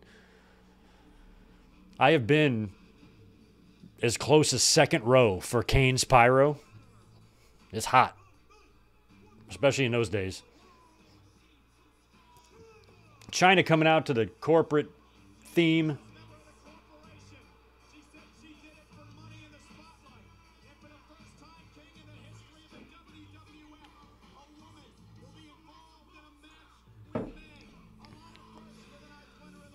Oh, I guess, yeah. Is this the first intergender?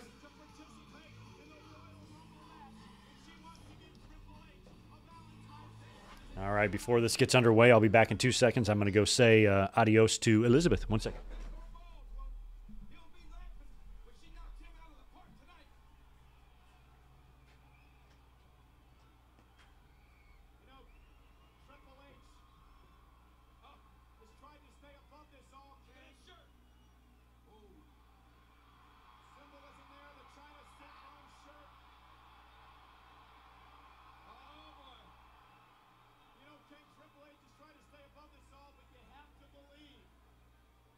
to believe, King, that it's hurting him inside. He's got to be heartbroken at what has happened here. Right. China broke his heart. And now she wants to do more than break it. She wants to stomp on it. Right. So we're set for action. China, Kane, Triple H, and X-Pac. Now we're going to have the opportunity and pleasure. What is up? To be joined by one of the owners of the WWE. I am back, and there is Shane O'Mac. She's not even here. She's heading off to work soon, so I went to say goodbye to her, and she's gone. She must have gone somewhere. Shane, can China hold her own tonight in this match? Let's go find out. Step up in the ring with China. Oh, thank you. Come on, Kane. Look at this team. Oh, what a clothesline. Look how strong it's looking. Shane McMahon, young and vibrant here, and loud. Helping your father get ready for the big match tonight, but he's banned off corporate members from getting involved. So check it out. Talk to him like that. He's geared up. Jesus Christ, after 8 hours, the Daytona 500 is finally over. They were driving around in circles for 8 hours. He's spinning Austin's face on heat. Listen, NASCAR. unbelievable things for them. Hundreds of thousands of people attend these things. Wait. Off that cage. Don't throw it like a ping pong ball. Triple H now. Boot to the face. And there's Kane. A boot of his own. Size 15 into the face of Triple H. Beautiful. Nice. That's it. The big red machine going up. Nobody home for the 330-pounder. And now Triple H makes a tag. And here's someone. Turn around. Oh. Get him. Jesus. That sucked to share a commentary booth with 1999 Shane McMahon. Oh my God. I'm like, will you shut the fuck up, please? Oh, rain delay. Okay, so they weren't driving around in a circle for 8 hours. They stopped for a few hours. Okay, that's better. Phew. I'm like, wouldn't you get dizzy? 150 pounds or so. Look at this. You see that? Oh. China wants a piece of X-Pac. And also at this time, after the work was done, it looked, I don't know if she had braces or Invisalign. Something was going on there with her teeth, too. I mean, if they restructured her jaw, they might have had to do something with her teeth, too. It might have been involved dental. China, a woman involved in a man's matchup. You can't call China. When we got called the ninth winner of the world, check out China and no. Oh,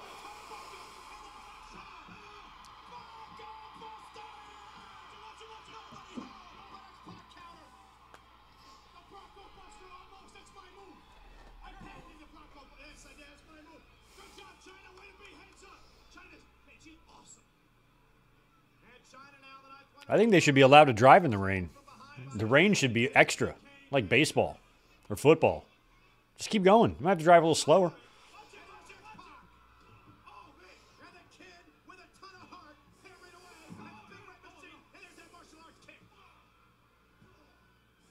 Doing what he has to do, King. Try to bring the face of the big man down. Here we go. He's going to pay for it here. And Triple H in behind. That's their only hope. They have the double team, Kane. Kane into the turnbuckle now. X-Pac again in control. And How does that work in NASCAR if it rains on the asphalt? Do they have to, like, they don't tarp it, do they? Like baseball? Like, do they have to wait for it to dry, or as long as it's not raining, it's okay? It'll just dry out on its own. soulmates. Or is there something built into it to dry it? I don't know. Triple H, X-Pac in China for many, many months. Now against one another. Come on, Kane. Come on, Kane. Oh. Oof. China.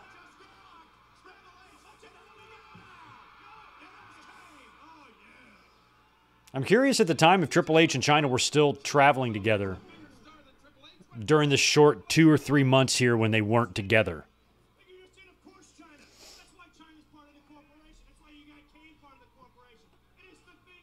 I'm also wondering if the China heel turn was understood to be a temporary split from Triple H, like they'd get back together.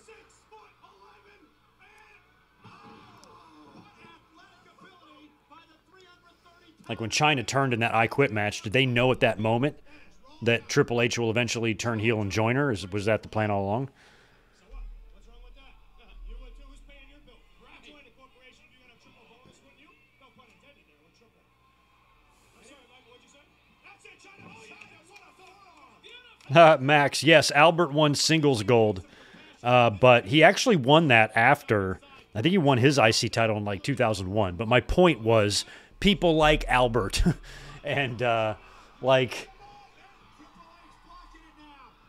Godfather and the one Billy Gunn and oh, nice vertical suplex. And even the Road Dogg and Val Venus to a degree, you know.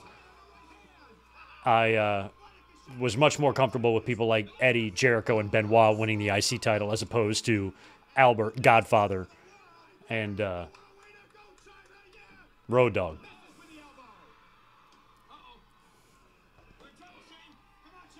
Especially, yeah, what a bunch of good old boys, so they're all going to be snippy.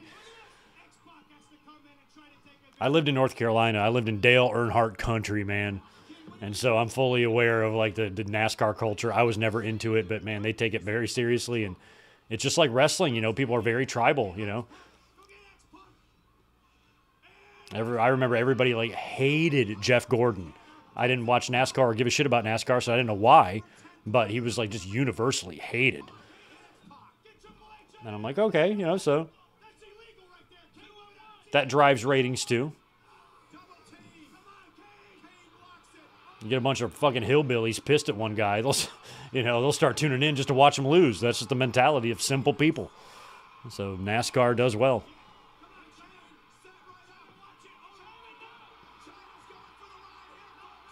Oh my God. Kane caught China. It's so distracting with Shane on commentary. He's obnoxious. Double DDT to Kane. Oh, Shane's just screaming, oh. God, he's horrible. I don't think I realized how bad he was. He's worse. He's like Pat McAfee on steroids. Like, think about how Pat calls Raw. He's a lot like this, but Shane's worse. Look at him. Thank you, Shane. There we go. Or thank you, X-Pac. X-Pac nailed him. That was awesome. Well, that shut him the fuck up.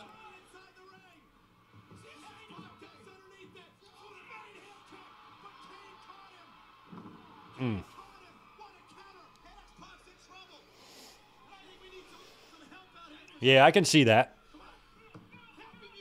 My old roommate, we had some Jeff Gordon car dealerships in the town that I lived in Wilmington, and my roommate was a car salesman there. And Jeff Gordon would come in, and my uncle was friends with him, like went to Japan with him and shit. So I've had some people that knew him. I didn't know anything about like why he was so hated though.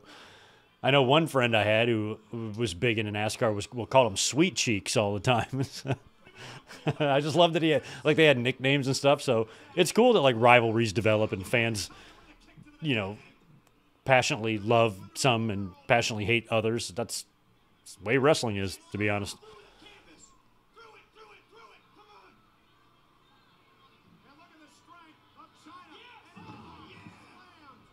But I don't care about IndyCar racing either. It's not a NASCAR thing. Just auto racing in general doesn't interest me. So it's funny that, you know, you're just driving around in a circle. That's so thrilling to people, but it's a universe I don't understand. There's a lot of people that don't understand wrestling, so I can't claim that NASCAR's bad. I don't know. If you're into it, you're into it. You know how many people tell me I'm dumb for loving this shit? Like, well, I can't explain it to you, so just let me like what I like.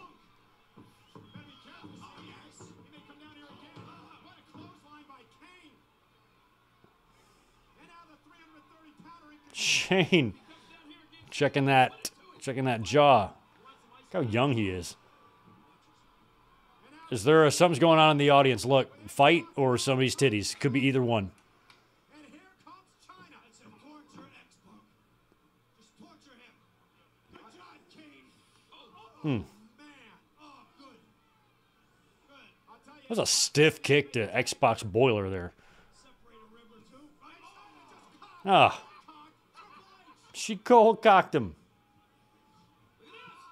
That's it. Come on. Oh, that's just too bad. Well. Look out. Kane, I have to admit, I was one of those naysayers, but China is holding her own. Yeah. Come on right there. Cover right there. Cover right now. 2 and 2. And X-Pac Shane is now recovered from the X-Pac punch, and he's screaming at us again.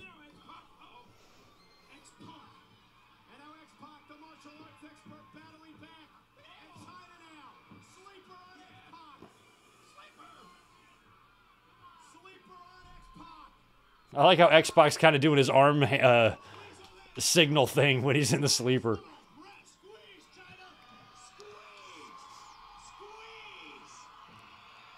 And to think these two would make a video together that I used to have, and it just creeped me out to own it, so I sold it on eBay.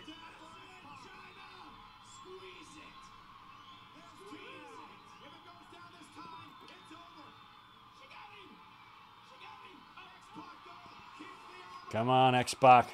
Fighting.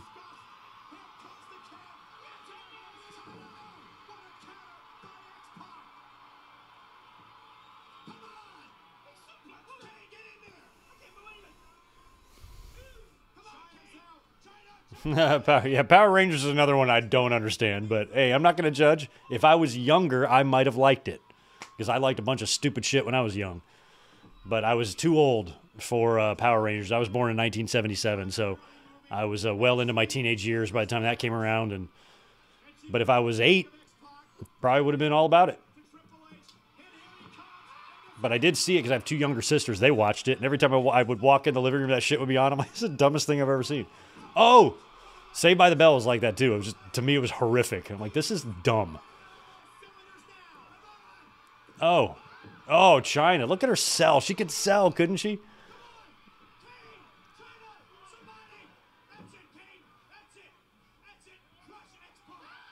No, over the top goes Kane. Oh, no. Oh, he landed on his feet, though. But China is now by herself. Hey, you can Bronco bust her. She's in position. Give her the bustin'.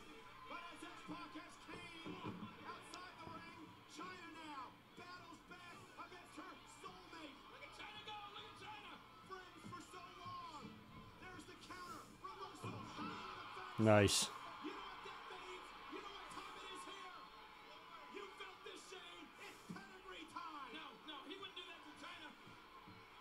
Oh.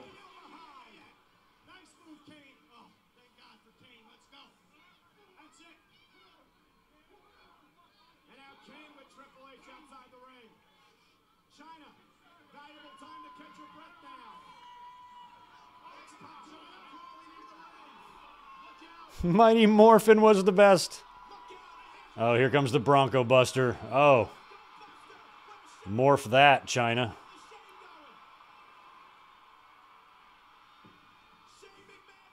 I was already like in a car with a group of friends driving out to the middle of nowhere and drinking a bunch of warm Zima in the woods. That's where I was at when Mighty Morphin was going on.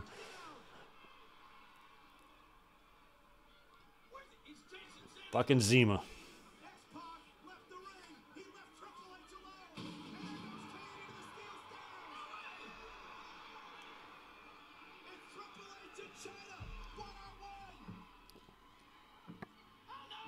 Nice.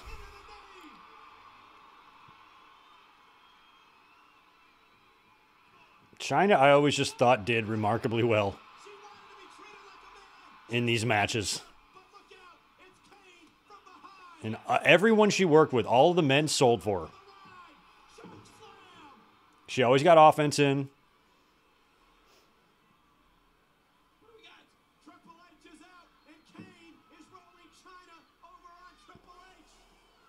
If anybody did protest to working with her, they were idiots, because that was going to be money if you did. China was over, regardless of what she could or couldn't do in the ring. Triple H gets pinned by China. I love it. Wouldn't have it any other way. Good for you, China. Nice side boob. Excellent.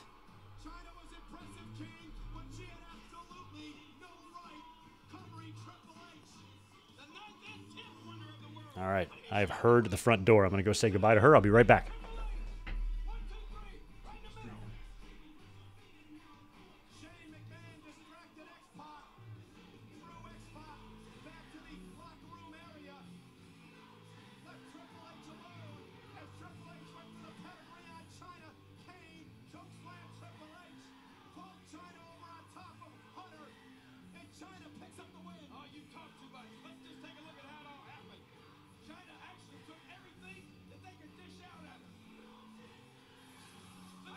she was impressive, King. Look at this. There's the Bronco Buster from X-Pac, and China still withstood all of that. Yeah, until Shane decided to spoil the party.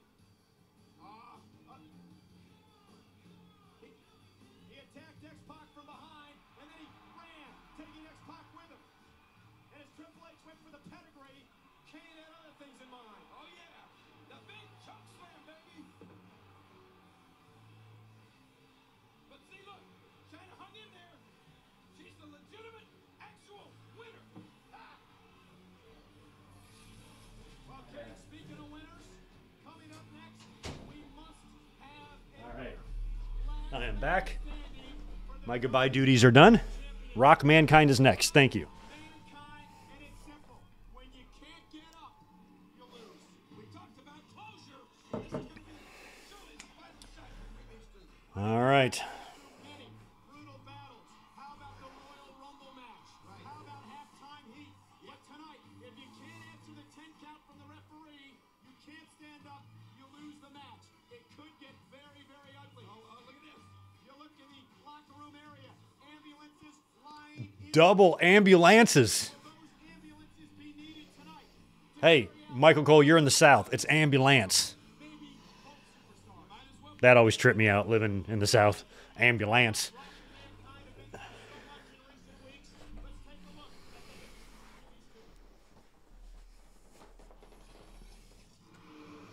at the Ambulance and vehicle.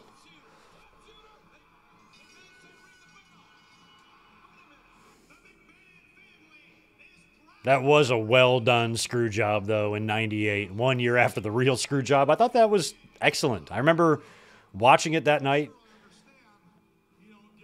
and thinking it was well done. I was more of an Austin guy than a Rock guy at that time, but I still liked it.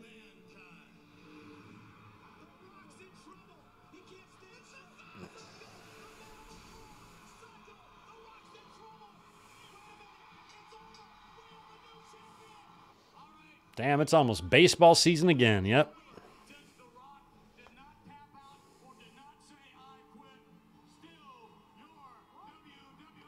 When I lived in North Carolina, I used to drive to Florida, to Lakeland, Florida. My grandparents retired there, and it's the same town that the Detroit Tigers have their spring training, which is why my grandpa picked to live there.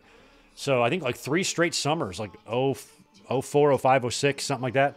I drove with my wife at the time, drove down there and visited my grandparents, stayed with them, and then went to a whole weekend of baseball games. I remember I caught 2 foul balls in one game. I was right on the first baseline, front row, and caught 2 foul balls, gave them both away to kids. Came home with no foul balls. But there's 2 kids sitting right next to me. So I gave 1 to 1, and then 3 innings later, I catch another one. I'm like, okay, here you go.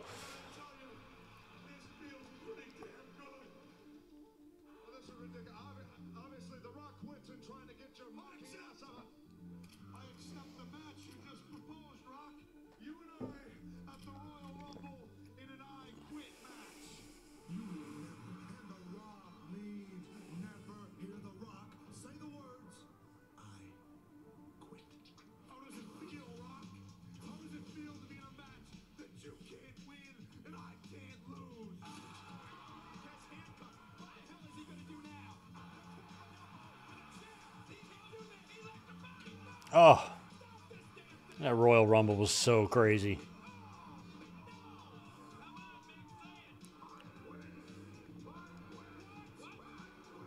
I still can't believe Vince McMahon agreed to do Beyond the Mat. I wonder if wrestling with shadows had anything to do with it. Like if, Vince wanted to get some positive stuff about himself out in the documentary realm or something. What I'm demanding is you and me, Rock, in a rematch during halftime heat. I love that they had. God, that's kind of crazy though. It looks like 1999 pandemic.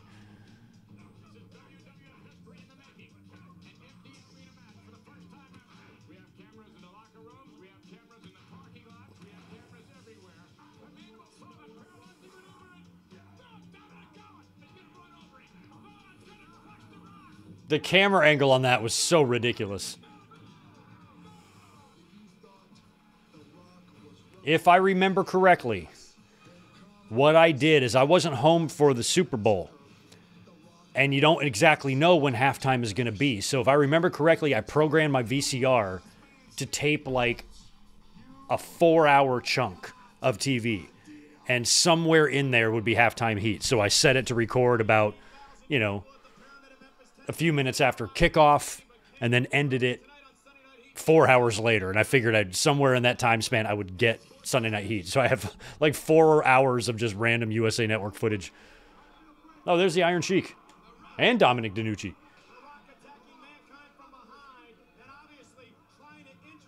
A pallet.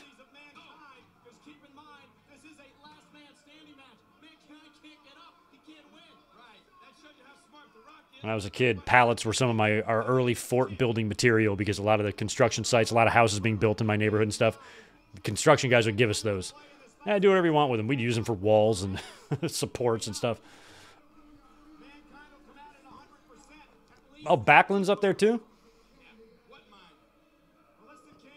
Rock put a hurting on Mankind with a CO2 canister or something. Or maybe a mini beer keg. God!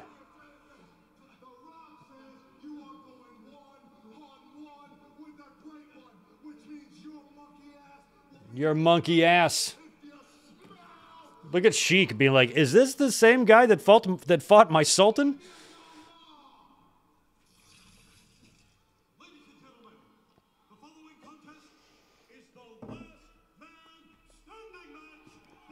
Last man standing.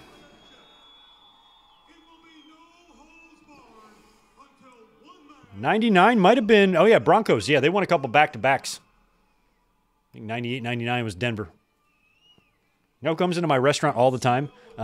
John Lynch, who played for Denver, I think, on that team. He's moved into like GM roles and stuff. And his whole family lives right down the road, so they're all in a lot. Here comes The Rock. I forgot he loved to wear his little jumpsuit back in the day. Will try to become a three-time WWF champion. He became the youngest champion in WWF history back in November at Survivor Series. He said The Rock will try. I still to this day will wear like the Adidas striped pants like that. I got a pair right over there. I hate jeans and shit, so I'll try to wear anything else I can. Won the championship again, even though we later learned Mankind never uttered "I quit." Tonight, he will try to become champion again. And tonight, The Rock will try to head into WrestleMania as the holder of the most prized possession in sports entertainment, the WWF Championship.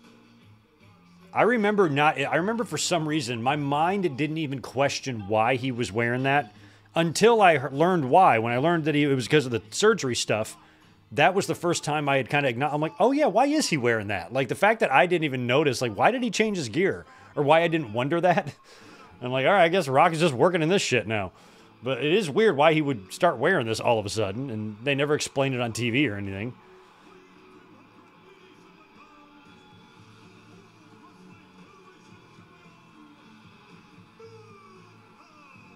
But the fact that he was able to get, I guess that's why maybe the belt was changed so many times. Maybe that's why he dropped the belt, so he could get that done, but he was already wearing it by then. So I don't know when he had it done. But the fact that they did that while he was champion is pretty wild.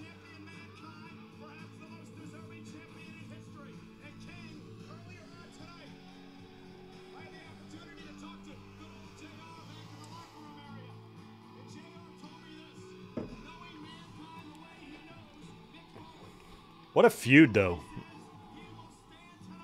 From Survivor Series right up until, you know, the night after this.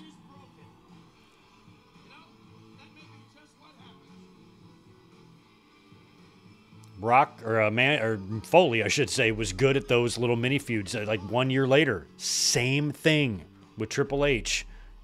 3 months, and it was pretty damn good. From December to, you know, February there. And then kind of the same thing. This is like November to February. Referee counts to 10. You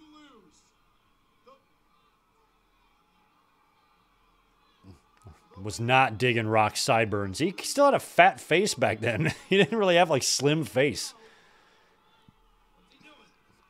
And those fucking pork chops are too much. Wow, Mankind just like hit me. The Royal Rumble when The Rock handcuffed Mick Foley. Mick Foley threw The Rock in here.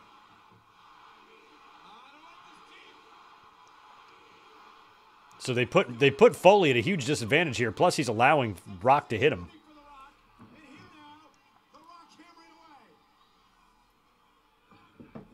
And The Rock wisely going to work on those legs he injured earlier on Sunday Night Heat. Because keep in mind, if you can't get up, you lose the match. You can have all your faculties about you, but if you can't stand, you can't win. A man can't stand. He can't fight. And if you're not on your feet, you're the loser. Look, Yeah, Zane, I am hyped for the Dark Side episodes. There's a couple I don't really care too much about. Hell in the Cell, Mankind loves pain. probably top of that list. But the rest of them look pretty decent. He's taken everything, even a kitchen sink thrown at him, and he's still come back for more. Well, yeah, he comes back, but for some reason I don't know. What? Mankind belt to the face of the Rock. Oh, yeah, the old Metrodome. I like the Twins okay. I rooted for them the year they won the championship. Jack Morris, right? He was former Tiger, pitcher for them.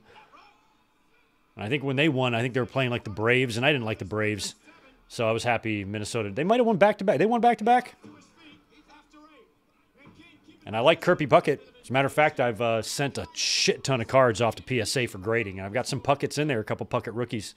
The Rock taking advantage on Sunday Night Heat. Going to work on the leg. If I get a PSA 10 on my Ricky Henderson rookie, that bitch is worth 4 G's. But I don't think I'm going to get a 10 on it. I think I'm going to get an 8. Mankind, the mayor of parts unknown, knows very well what it's like outside the ring. The what? Oh, look out. They kind of just threw scrap parts together for this set. Hammering now. It's kind of abstract. They just like, oh, let's just weld this to that and put this on that and put a bunch of fence on it and call it a day. Didn't even cover up the concrete. I mean, this is probably one of the most minimalist sets WWE did around this time. It was unique, but felt like it was kind of thrown together. Felt like Michael Hayes did this on a crack bender. There you go. Just go get that thing right over there. You go and put it over here. Now, what you want to do is you want to weld that sideways to that thing. There you go. Now, get a bunch of fence. Just spread it around. This concrete, leave it. Just leave it. Folks, the WWF Championship is on the line.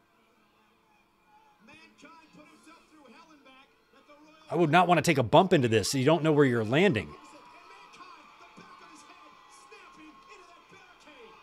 Fox Star. So, as I talked about in the Royal Rumble 04 watch along, I was quasi-creating this feud with Austin and Joey from Friends in a last man standing match for my own fantasy wrestling league. Can AI put this in video form? Because that would be awesome.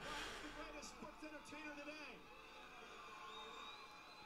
That would be an interesting man. I don't know if Joey does not have enough of a killer instinct to beat Austin in a last man standing match. Right now on the tail and the top. I mean, the only way that could possibly happen is if Austin gave a Stone Cold Stunner to Phoebe and Chandler at the same time. That might create enough rage in Joey. Otherwise, I don't know where he's going to find that. Where he's going to find the fortitude to take down Austin. Oh, God. They melted through that table. Hot knife through butter. Both men are down. You have to answer the 10 count to win. Rock looks like he may be out. That's a monitor resting on the side of the face of the Rock. Jesus. And those big honking ass monitors from back in the day. To his feet. If Rock doesn't answer it here, this one's over. Take a look at this double feature. Oh, Rock to his feet. And Rock is up. Jesus, that DDT is crazy. After a tail shot, Rock is lucky. He could have had a neck broke easily on that. because he's the Rock. I Thanks for the 10. Fox Star. For that match, I mostly used the Triple H HBK Last Man Standing match for the Royal Rumble as a template and then added the actual finish to this match as the finish. Okay, that could work. Gotta hand it to Joey for surviving. Oh man, belly to back on the concrete.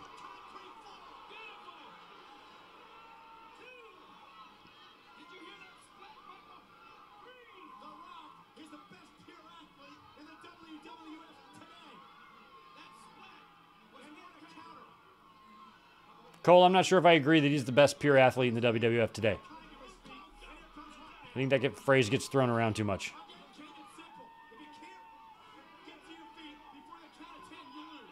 Let me guess, he doesn't waste any motion either.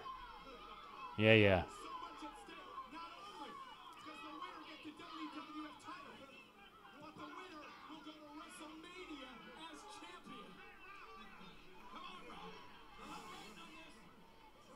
Imagine Rock gets injured and can't work Mania 15, then it's going to have to be Austin and Mankind. Or you coax Shawn out of retirement last minute.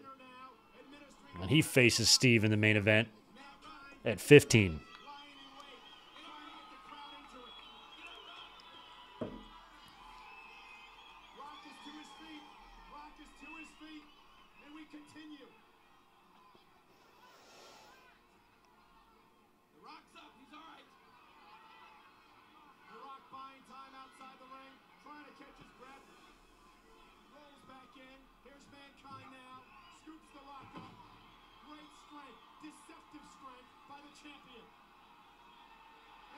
I love it. The Mankind elbow. I love that. Could it be? He's still wearing a Mankind pants at this time, too. Oh. He hasn't graduated into the sweats and sneakers yet, which he's almost there. At least he's still wearing his Mankind brown. Soon he'd just start giving up. He'd just be out there in blue sweatpants and New Balances. That's what you'd wear to take the trash out into your driveway. He's like, I'll just wear that as my gear.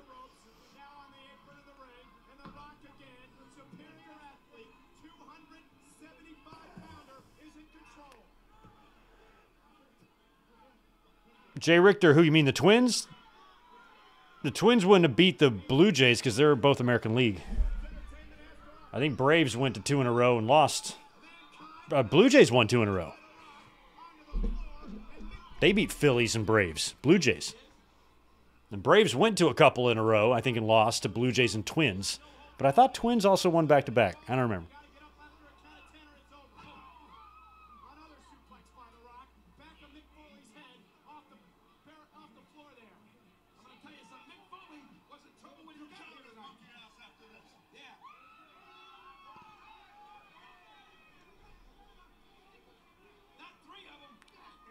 Oh.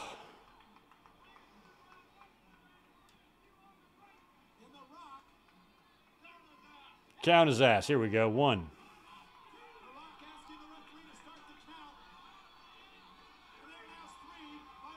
It's Rock going for weapons. Nope, he's going to get on commentary. Good. Yeah, push Michael Cole around. Fuck Michael Cole. Get your candy ass out of my chair, Michael Cole. The nerve of him.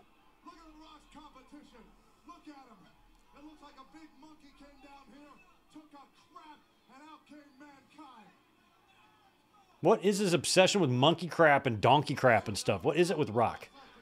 No one should have that much of a feces fetish. But Rock does.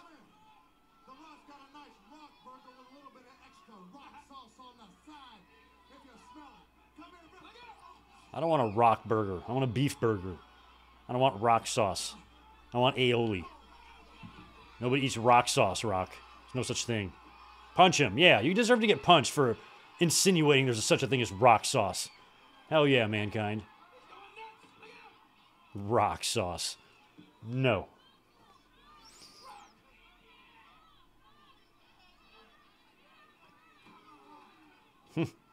Rock.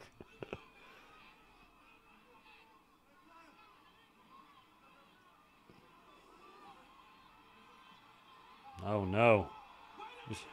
Be a good opportunity for Rob Van Dam to do his little twisty thing.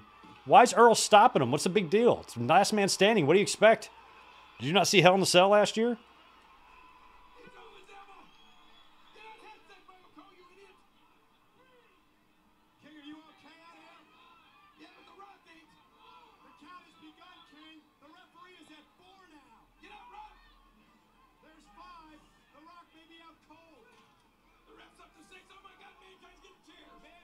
Oh, okay. They weren't back to back. That's right. There was two titles, but it was 87 and 91.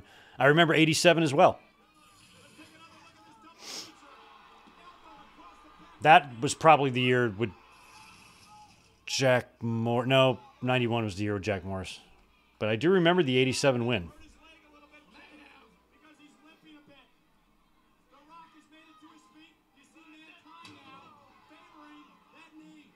Yeah, because Detroit was 84, KC was 85, Mets 86, Twins 87, Dodgers 88. I think Oakland 89, right? The earthquake.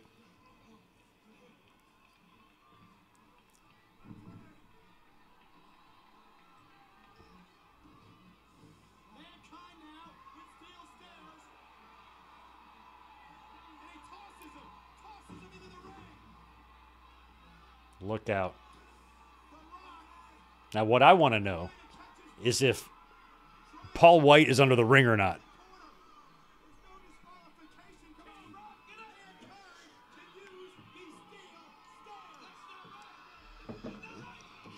That rarely works. I've never seen anyone charge with steps and succeed.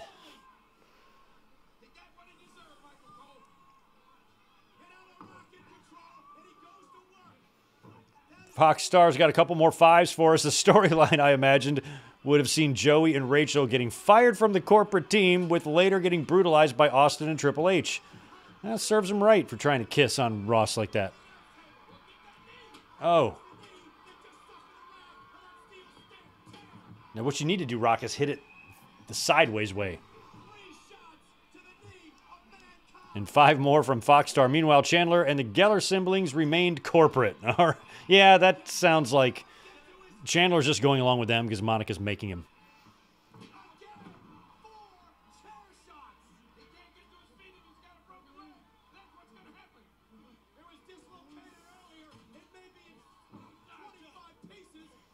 I've seen a few bits of that SNL 50-year thing. Are we liking the Nirvana Post Malone or we're not? I liked it. I thought it was cool. I like how they brought back the old set with the fans in the background. That looks so awesome. Oh, there it is. I'm not a big fan of the chair off the ropes into the face.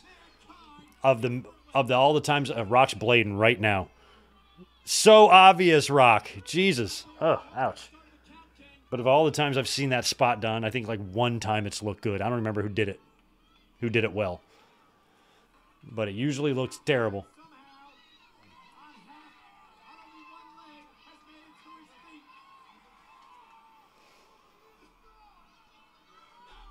Yeah, Reds in 1990. Oh, what was the pitcher's name? Something Riho or something? I remember in the final game, I remember just watching it that night, and he could, like, they only wanted him to pitch, like, 90 pitches. He had something wrong with his hand or his arm or something, but he was still pitching. And they wanted him to throw, like, 90 pitches, and he threw, like, a little bit over, and they won.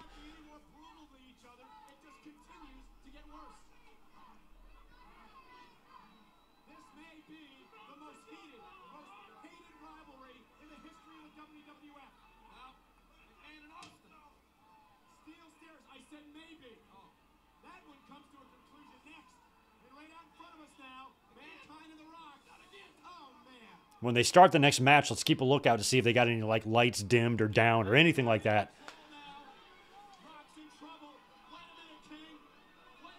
Oh, no. Table spots make me nervous as hell.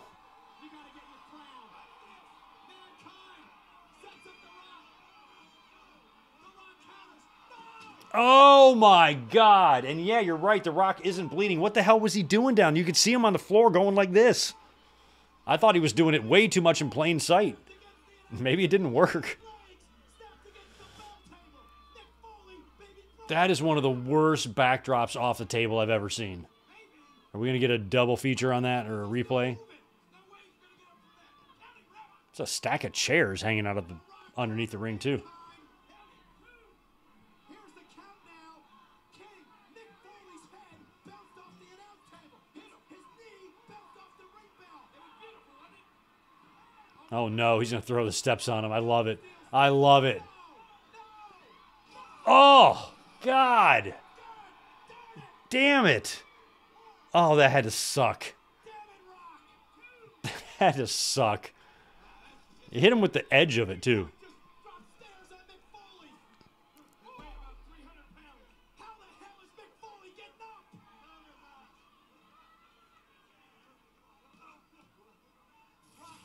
Look at this shit. Oh, my God. Foley, I don't know why he does that to himself.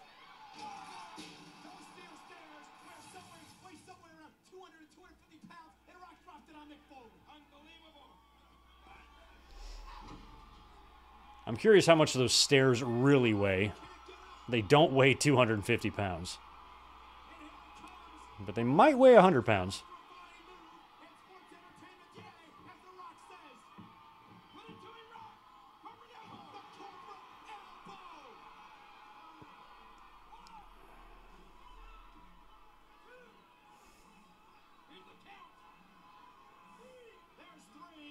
Maybe he was asked to take a check on Big Show underneath the ring. How you doing under there? I gotta take a shit.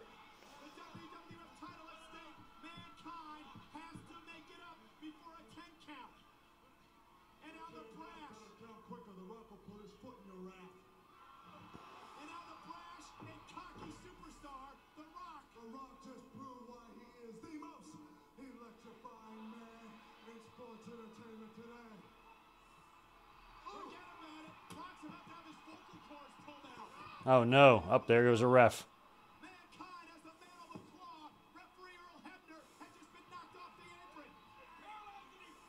He's paralyzing him.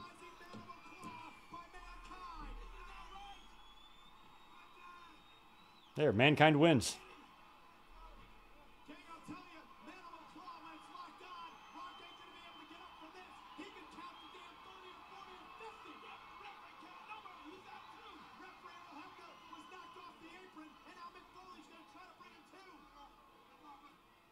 Come on.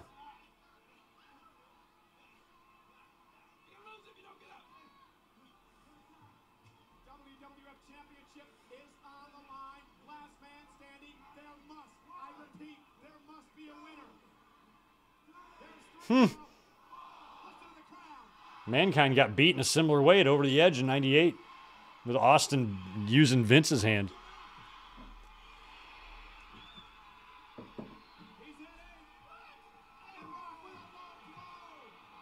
Low blowy.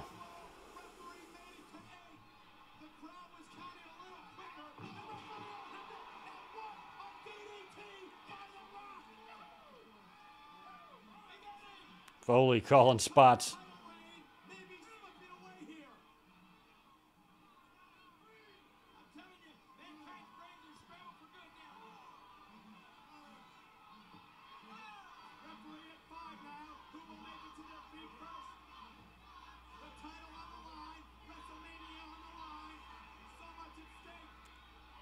Ooh, Swings wildly, misses. DDT on the chair.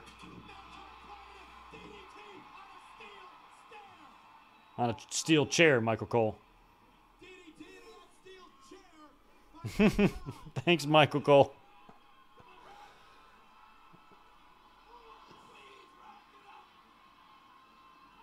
I think Michael Cole said the line again in case they wanted to fix it for the DVD or the VHS release, but I guess they never did.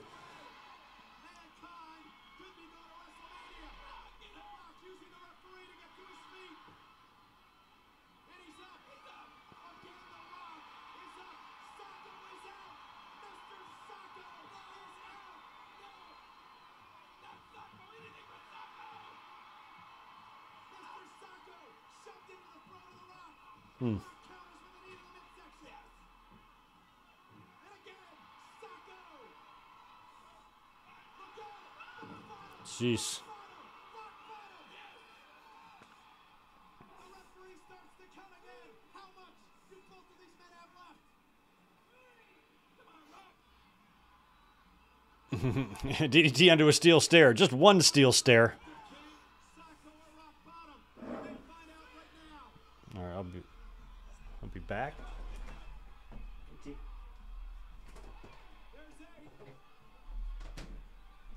Mankind to his feet. Rock with his feet. Both their chairs. Oh, there's the double chair shot. That's going to be the finish. The fini. Hey, Rock's foot's on the rope. Does that count? Referee at three. Both Mankind and The Rock hit each other simultaneously with those steel chairs. Yeah, with those steel chairs. Mankind. Referee's at eight. There's nine. Oh, did they edit out Rock singing SmackDown Hotel? That sucks. Y'all want me to sing it for you instead? A 10 count. Rock and Mankind. Just kidding, I'm not gonna. Failed to answer the 10 count. Therefore, Therefore, referee's official decision, this bout is a draw. a draw. After all that, this is their 4th championship match in like 6 weeks. And then they're going to have another one. They're going to have like 5 world title matches, TV and pay-per-view within like 6 weeks, maybe 7. That's crazy. No, 6 weeks. Yeah, 6 weeks. 5 weeks. 5 or 6. January 4th to February 15th. That's crazy. 5 championship matches in that amount of time. 40 days. Steel chairs delivered at the same time by The Rock and Mankind.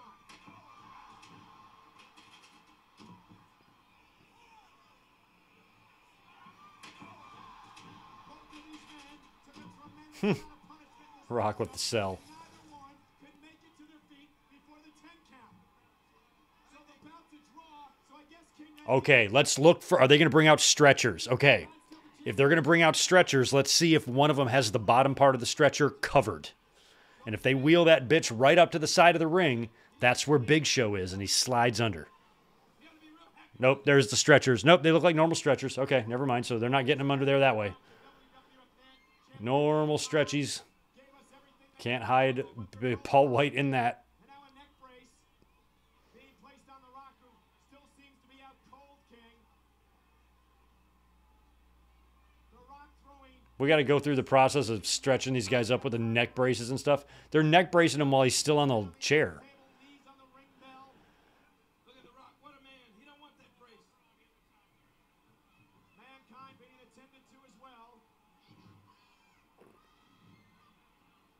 Neither one of these tremendous superstars, these great athletes.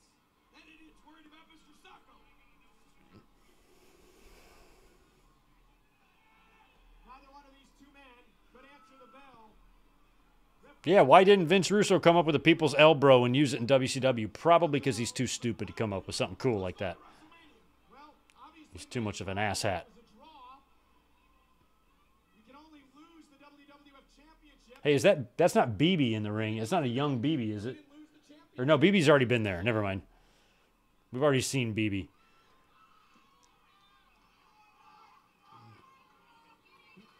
So The Rock being carted out. Rock, don't move. Don't move your neck. Are the neck braces necessary? For the neck injury, perhaps suffered a concussion. Mankind being taken out on a stretcher as well. Tremendous shots to the head from chairs. Stairs into his back. Oh, Mankind's had more concussions than Elizabeth Taylor's had husbands. His knee may be snapped into a number of pieces. His knee might be snapped into a number of pieces. Times. Oh, that's nothing new. And The Rock now being escorted back to the locker room area. Ambulances are waiting. Ambulances are waiting. Beginning to move now. He's in that neck brace. After a match like this, King, these two men may never ever be the same again. Where do you think they're taking them? Back to Steve's? Taking them to a medical facility. And Rock now being loaded into one of those ambulances. I know the name of a good veterinarian you can take Mankind to. Animal Clinic, right on Summer Avenue. Mankind being reached out there as well. Carrying me? No, we're gonna load you in. You want me? Mankind doesn't know where he's at, King. He just asked if they were carrying him and didn't realize he was being wheeled out in the gurney. Look, Mr. Sutton's trying to speak. Well, King, if you thought that was something, I don't know if we reach closure in that rivalry between these two men. God, after a match like that, I'd hate to have to shoot an angle where I got to be loaded into an ambulance. Like, you're probably pretty amped up adrenaline-wise from the match and stuff, and then just have to sit still like that and let everything kind of wear off and all the pain set in. I'm like, I'd rather just kind of walk to the back and go through my normal routine. Stone Cold Steve Austin, King, as they begin to get ready for this cage match. Stone Cold Steve Austin guaranteed he will go to WrestleMania over McMahon's carcass. Like, as soon as the camera cuts, get me out of here. Not be Stone Cold. That's because Stone Cold Steve Austin is a sicko. He's perverted. He wants to do away with Mr. McMahon.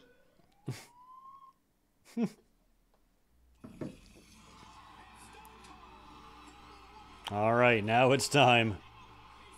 This match, I don't think goes very long. I mean, we're already, well, it's going to go a little while.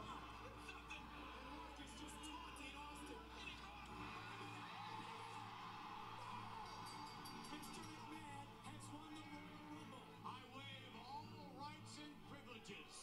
As the #1 contender, You checked yourself out of the main event at WrestleMania, and Stone Cold Steve Austin has been checked in. I will put up my ride for the WWF title at WrestleMania if you will face me in a match. You and me in a cage match.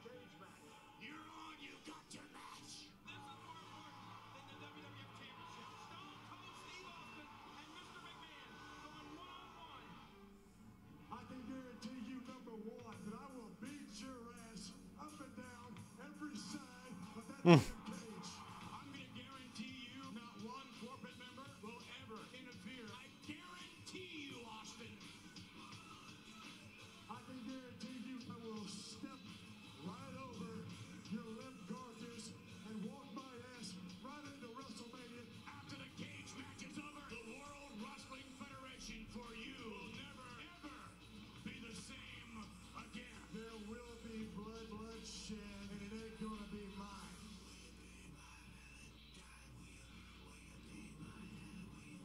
Mr. McMahon from the Chronic Trap of Austin. Austin, you're going to face each and every There's a Skydome show. the corporation. Austin's going to run the gauntlet. That's the site of this year's Elimination Chamber. When he can defeat one member of the corporation by pinfall or submission. Zach, craziest thing that happened while you were working, probably my my twice meeting Michael Jordan and him calling me on my phone while I was at work on my cell phone. Personally, that's probably the craziest thing. But craziest things like I've witnessed, I had this very large woman get fucking slammered at the bar, pass out on the bar. And I had to get, me and the other bartender had to drag, and then she puked on the bar and then fell her face in it. And she was completely unconscious. And we had to drag her out of the restaurant. And as we're dragging her, she's kind of mumbling. And then she shits her pants. And one of the customers at the bar knew her, came up to us, said, "Hey, I know her. She's my neighbor. She's a mess. She's nothing medical's happening to her. She's just a drunk." So we ended up calling her a cab and got the cab driver to agree to take her home. Oh, hey, there it is. It's being built. But it was disgusting. We had to drag this just limp carcass out of there. Steve Austin, Stone Cold came out and Mr. McMahon spat in Stone Cold Steve Austin's face. The ultimate humiliation. Spit on it. Let's face it, okay? Mr. McMahon is driven by pure hatred. If hate was written on every grain of sand in the Sahara Desert, that wouldn't equal the hatred that Mr. McMahon has for Stone Cold Steve Austin. And he's not going to be content. I love them building this cage. It's so cool. They painted it black. King, let's not forget about the guarantees now. Mr. McMahon is guaranteed, as you see the Western Union airship there. Mr. McMahon's guaranteed. I'm curious why they just randomly painted it black for this one. Maybe because blue doesn't really match Valentine's Day, black and red is maybe a better color scheme. Because I'm assuming it's the same cage. It's not like they built a new cage. They just painted the one they had. That's what I'm guessing. Guaranteed that he's going to WrestleMania over Mr. McMahon's carcass. And he guaranteed there will be bloodshed tonight. And it will not be Stone Cold's. Right. I remember what he said. That cage was the best. Shit, horrible for the wrestlers, great for the fans. Now, King, I'll tell you what. Mr. McMahon, this insane hatred for Austin. He's tried to provoke Austin in recent weeks. The trip to Texas. The beer in his face last night on Raw Saturday night. Tonight to spit. Look at these guys setting up the ring. These mullets and these ponytails. Good stuff. So it's Stone Cold Steve Austin, Mr. McMahon, inside that ominous structure, the steel cage. The ominous structure. It's not that ominous. Gets out of the cage either through the door or over the top. He will prevent Stone Cold from going to WrestleMania. That's all he's worried about. The main event, Vince McMahon.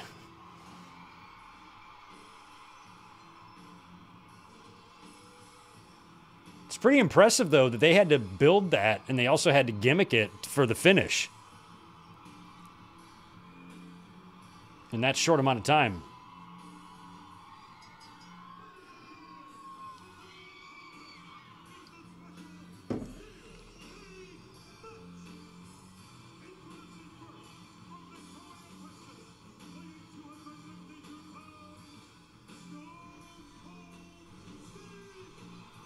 Oh, no kidding. Rock and Triple H. I never watched any of that. I have them all.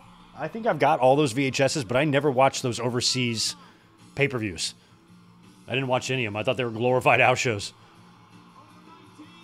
I love that WWE is starting to give other countries actual pay-per-views where things happen on them instead of that just phoned-in shit.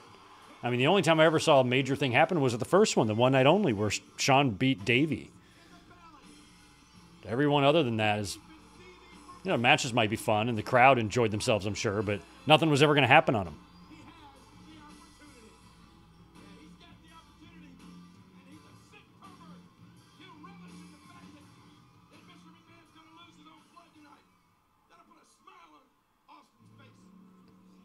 No chance. All right, Vince was just starting to use this theme now.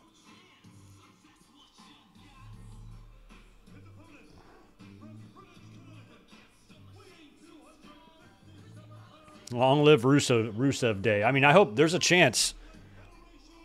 There's a slight chance that maybe Rusev or Miro, if he resigns and debuts, that could actually fall on Rusev Day, which would be an incredible coincidence. So I'm hoping that, you know, the days line up, and whenever he returns, it's Rusev Day.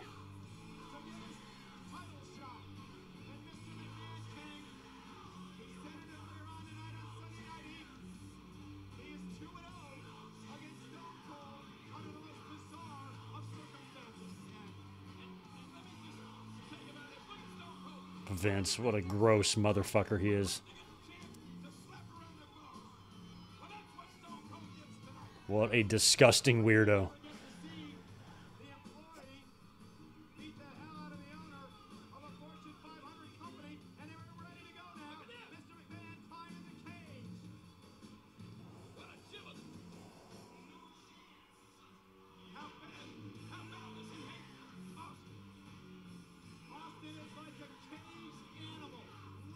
Yeah, McMahon, you can go through the door, bro.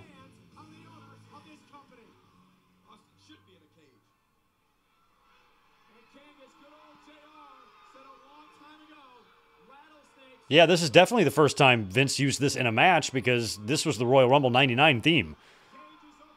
And Vince wasn't like in the ring all the time, so this is the first time he's had a match since the Royal Rumble match, I would assume.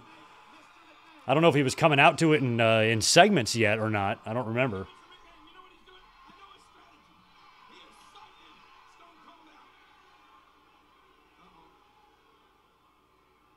Oh, you can see some of the blue under there, I think. That close-up of the bars looked like some of the paint was scraped off.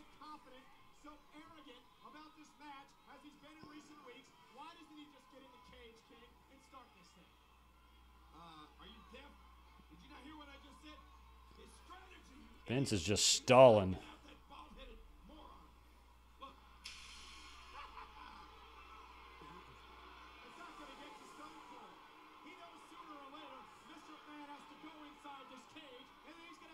I mean, Mankind, or Vince kind of did something similar to Mankind. Like, you know, the match itself probably isn't going to be great, so you got to start it off with something crazy. Oh, Vince runs like such a jackass.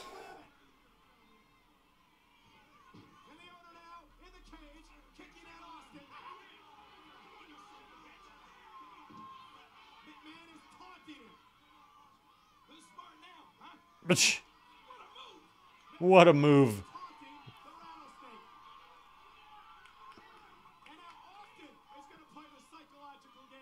Well, this is dumb, Austin. Vince can just leave.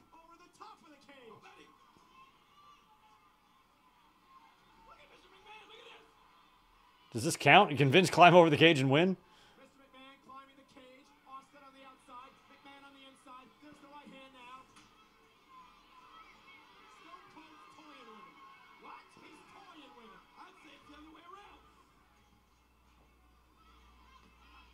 Oh, shit. Austin falling down. Austin fell off the cage and looked like he twisted his knee, perhaps. Well, good. Austin twisted his knee coming down off the cage. Hurt his knee. And King, Austin telling Is he playing possum so Vince comes out? Is it over? Stone Cold having problems putting some weight on that knee. He's going to come blasting out of there with a clothesline or something. There. Suckered him in.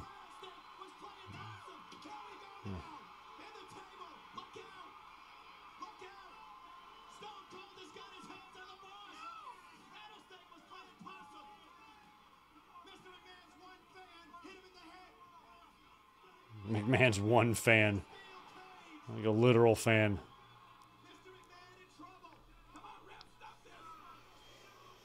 Thanks, Victor. Vince is one sick F. Any idea for next week's watch along? Thinking about maybe a Super Brawl. Get one of those in for WCW before we start heading into Mania time.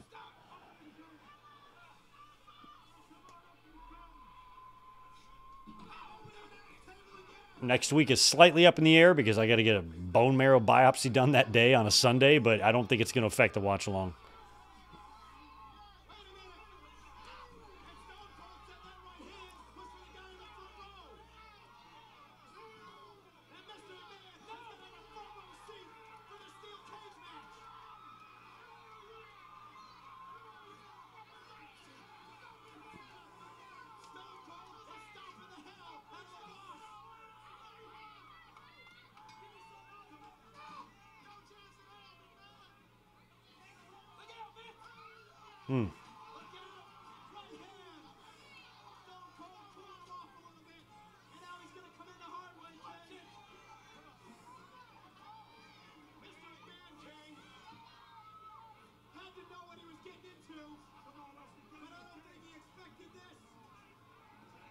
When do they start climbing the cage? That's what I want to know. I love that Vince is just wearing those, like, Levi's black jeans or whatever. That brown patch on the back.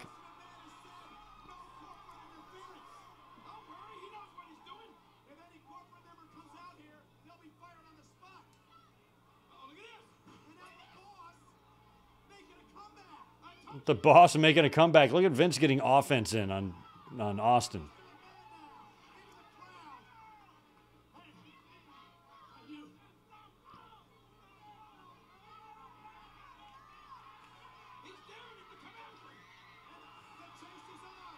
He caught him too.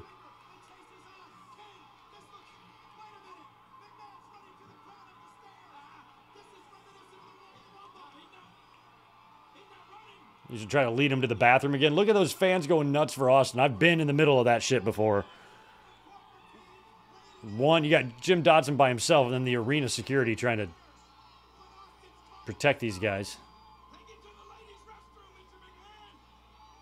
Take him to the ladies' restroom.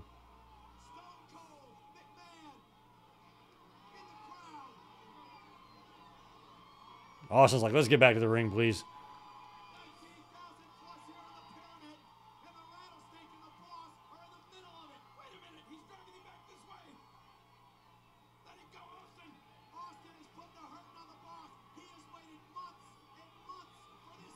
That guy with the middle finger. Does the referee not realize it? I don't think this match is even officially started. Get him back in the ring. King, Oh, Vince rakes the eyes. both men get the cage. Well, that's in the ring. And again, Austin, as McMahon again tries to run. He's again caught by the referee. He's brought back in the hard way. Oh, this is bad. McMahon has the belts on his back. He's absorbed the tremendous. Now where are they going? Mr. McMahon beats steel barricade. He knows what they are. He bought them, you know. He knows what they are. He bought them. Man face first into the steel cage now. They have not gotten in the ring at all yet. Now Mr. McMahon's going to try to climb the cage. You know, King, McMahon's trying to get in the cage. That could be the safest place for him. Well, of course. You know, all he's got to do is climb out and he wins. Get in there, Mr. McMahon. Look at that, Austin. He's an animal. All he wants to do is Why would Vince climb the doors right there? tell if somebody spit in your face, you probably act the same way. No, Jim Carrey did. I'll let him go. Ow. Mr. McMahon slammed into the cage again. A fallen heap of a man. And the A fallen heap of a man. Vince is getting his ass kicked. He's got a big old smile on his face since this thing started. Oh, look at the sternum. Yeah, might as well get a chair. Oh, or sit in one. And Stone Cold now taking a little breather. And McMahon clothesline. Arrogant Austin. Arrogant Austin. Arrogant McMahon. What do you mean arrogant? Stone Cold resting in front of the crowd as Mr. McMahon desperately tries to make it to his feet. Vince continuously climbing up is hilarious. Are they finally over by the, Climbing up on the cage. yeah, here, this is it. This is going to be it. I'm like, are they finally by the announcer side? This is just insane. Kick him off. McMahon again with kicks to the midsection. Austin with an elbow. McMahon is holding on by one hand. I mean, I kind of knew something might happen, but nothing like, watch this. Vince's head. Look, they go up one more rung. He's got to be 20 feet off the floor. No! No! Mr. McMahon! He may be dead. That is the most insane thing at the time I had ever seen.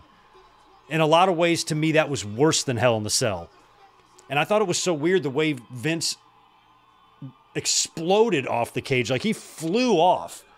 And it looked like he really, like, launched himself. Just landing on the edge of the table like that. At 54 years old or whatever he is. I mean, look at this. Oh. I don't know if he intended to land exactly like that. Maybe more center of the table, but he landed on the edge. I mean, in the month earlier, you know, they did that thing on Raw where Chyna threw him over the top rope and he almost decapitated himself on the ring rope.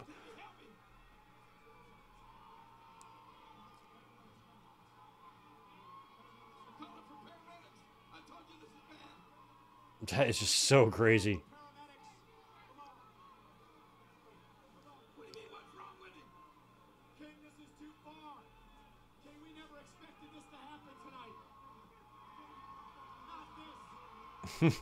Even Austin had that look on his face after. He's like, damn. Here comes another stretcher. They got more stretchers? How many ambulances did they rent?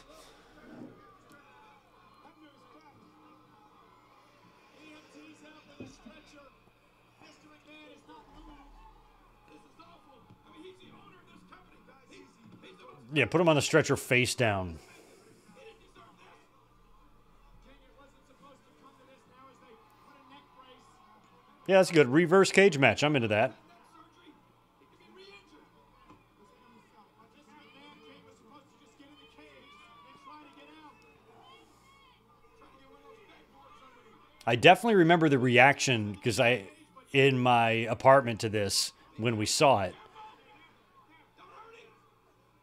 because it was just so crazy. Like, the bump was just... Not even Shane McMahon is out here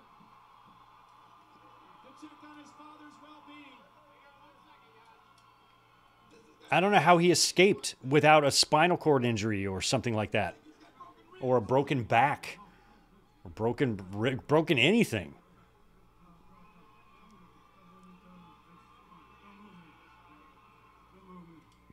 Don't move me. Oh, they're moving you. Vince, do you know where you're at?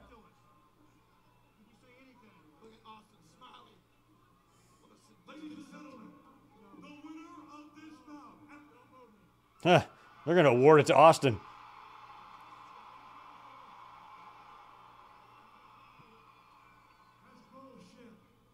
Ooh, bullshit. He said shit. When I came here, I said I made a few guarantees going into this match, which haven't happened yet. As far as I'm concerned, the match never really started because when the bell never rang and we was never in the ring at the same time. So, he ain't gonna lose that. I guess he's got a point, King, but what? Now, jackass, that's you in the black. Is the son of a bitch still breathing? Like, yeah, that's Dave Hebner. Still breathing. If you want me to finish this can of whoop ass, give me a hell yeah. Oh, he's going. Hell yeah, we want you to finish. Oh, Lord. Look at Austin bouncing up that cage. Fans are loving it. Look at they're trying to haul Vince out of there. Good luck. Austin, you should run the other way. Head him off.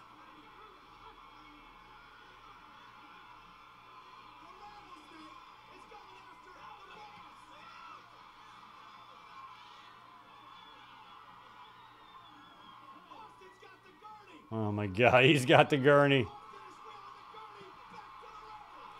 Jesus, that's so good. Just launches him right off there. Oh, the Attitude Era was the best. Damn. Look at Dotson just staying out of the way.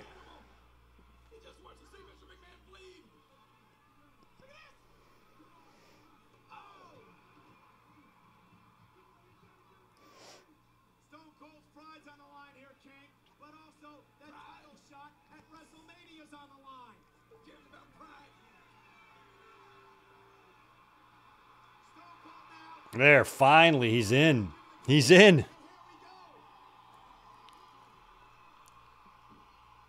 Oh, and the man DVD, Linda said he broke his coccyx. That'll happen. He should have. Yeah, he's kind of holding his like tailbone area. That's gotta suck to break your tailbone.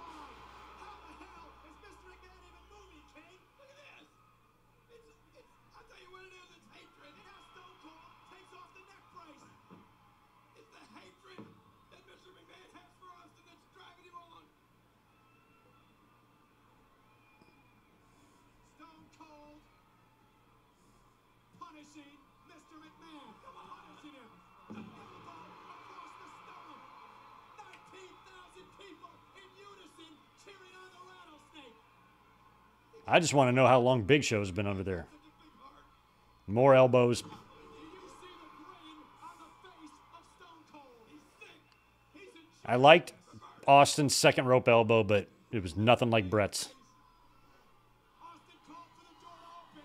Austin's gonna go to WrestleMania, King, right here, and listen to the crowd.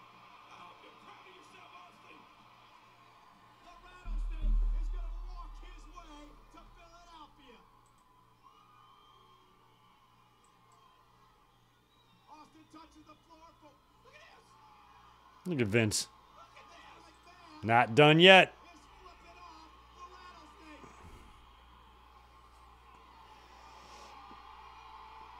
Mr. McMahon being driven by unadulterated hatred for the rattlesnake. Unadulterated hatred. Away from winning this match. That's the only kind. He won, but he's going back to hurt Mr. McMahon more. King, how is Poor Mr. McMahon. the hatred, the adrenaline driving him, but Stone Cold stomping away at the bar. Stomping his ass. Never stop the hate that he has for you out of him, Austin. Never.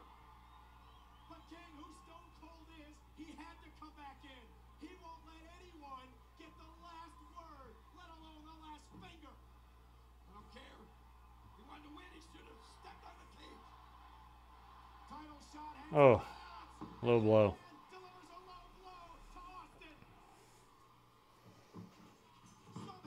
Hmm.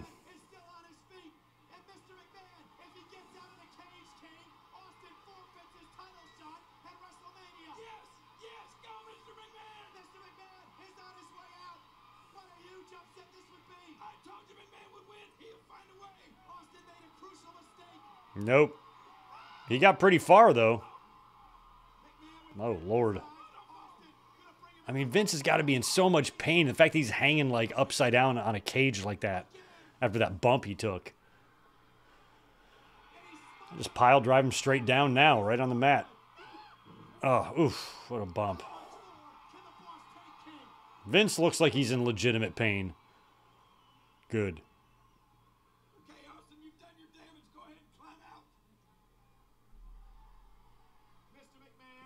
Yeah, Big Show hiding under the ring for a couple of hours. There's going to be farts. You know there's going to be farts. Probably in the first 4 rows are probably be like, damn, what the fuck?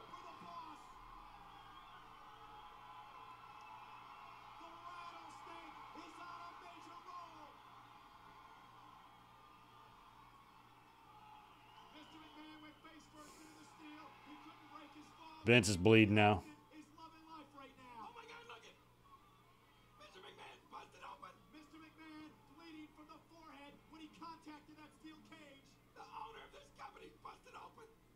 Chill out, Lawler.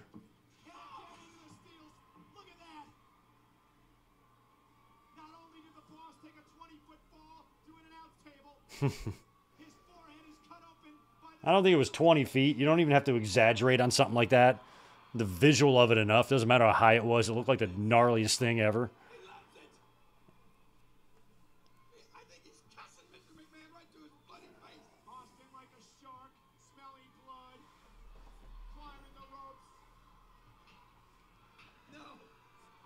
Is he going to stop one more time?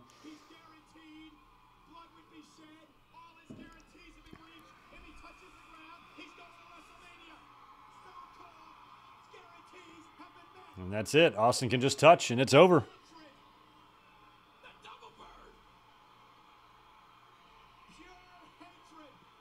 The double bird. I love that. I did a This Day on History on this like 10 years ago.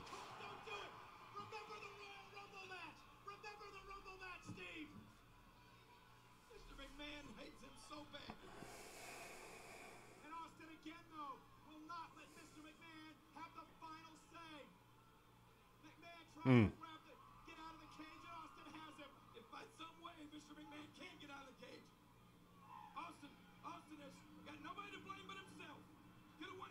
Mm.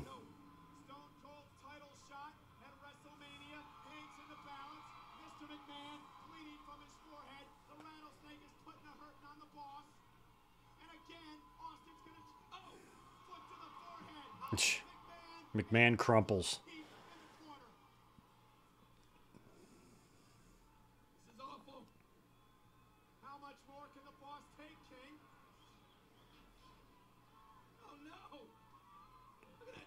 Sanji, I don't know. I think that maybe there's a movable board under there that they remove before they cut through the mat, I guess, because there's just planks under there, like wooden planks. So they might have a square cut out of that where from underneath you can pull it down, remove it, and then cut through the mat. So maybe they get a signal to stay away from that corner when it's time. I don't really know how the trick works, but that's what I'd assume.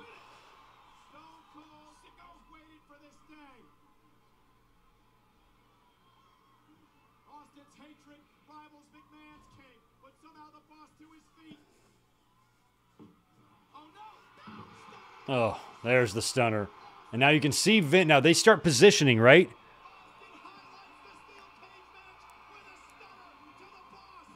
Like, I feel like they're moving on purpose. Oh, yeah, you can see the ring moving now, see? Oh, yeah, he did have to use a knife to get through there.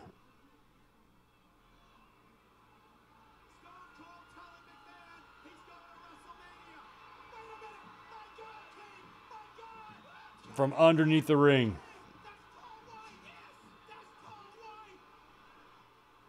That's Paul White. I love that. Like, what do we call him? He's just the Giant in WCW. That's Paul White. Why wouldn't you say that's the Giant? I know they can't, but that's Paul White. The hair is too much. I remember being happy about this. I'm like, the tide's really turning. Now they're starting to go the other way. Big Show was the first, then Jericho, then the Radicals.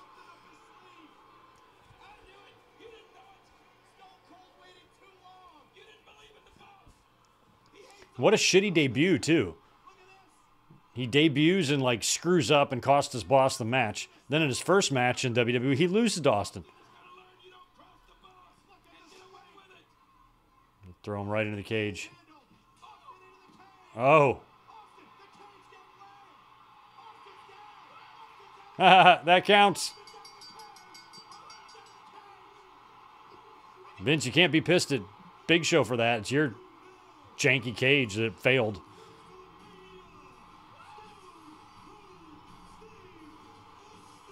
Love it. Fans love that finish.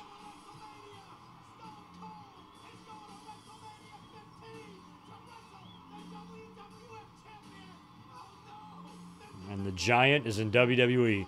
And we knew he was coming in. I think it was like mid-98 you knew he was on his way to WWE. Or at least that's what the sheets were implying at the time.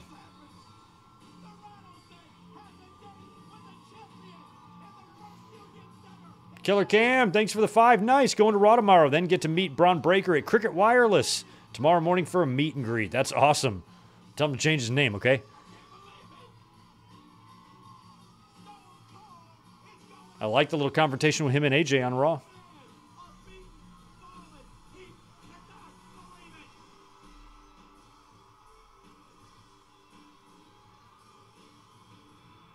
Yeah, I hope that's a blast tomorrow. We're going to be here, by the way, watching Raw together.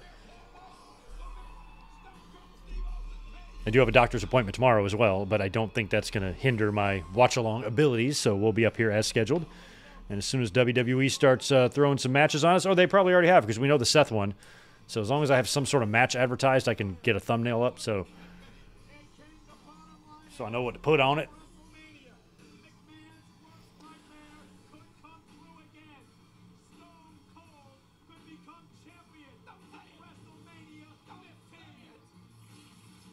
Felt like he was just mishandled from the word go. I was not a fan of the Big Show name.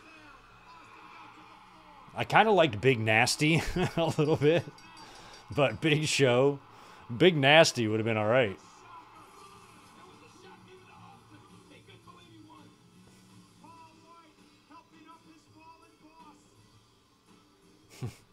Vince. He just went through all that shit to still lose.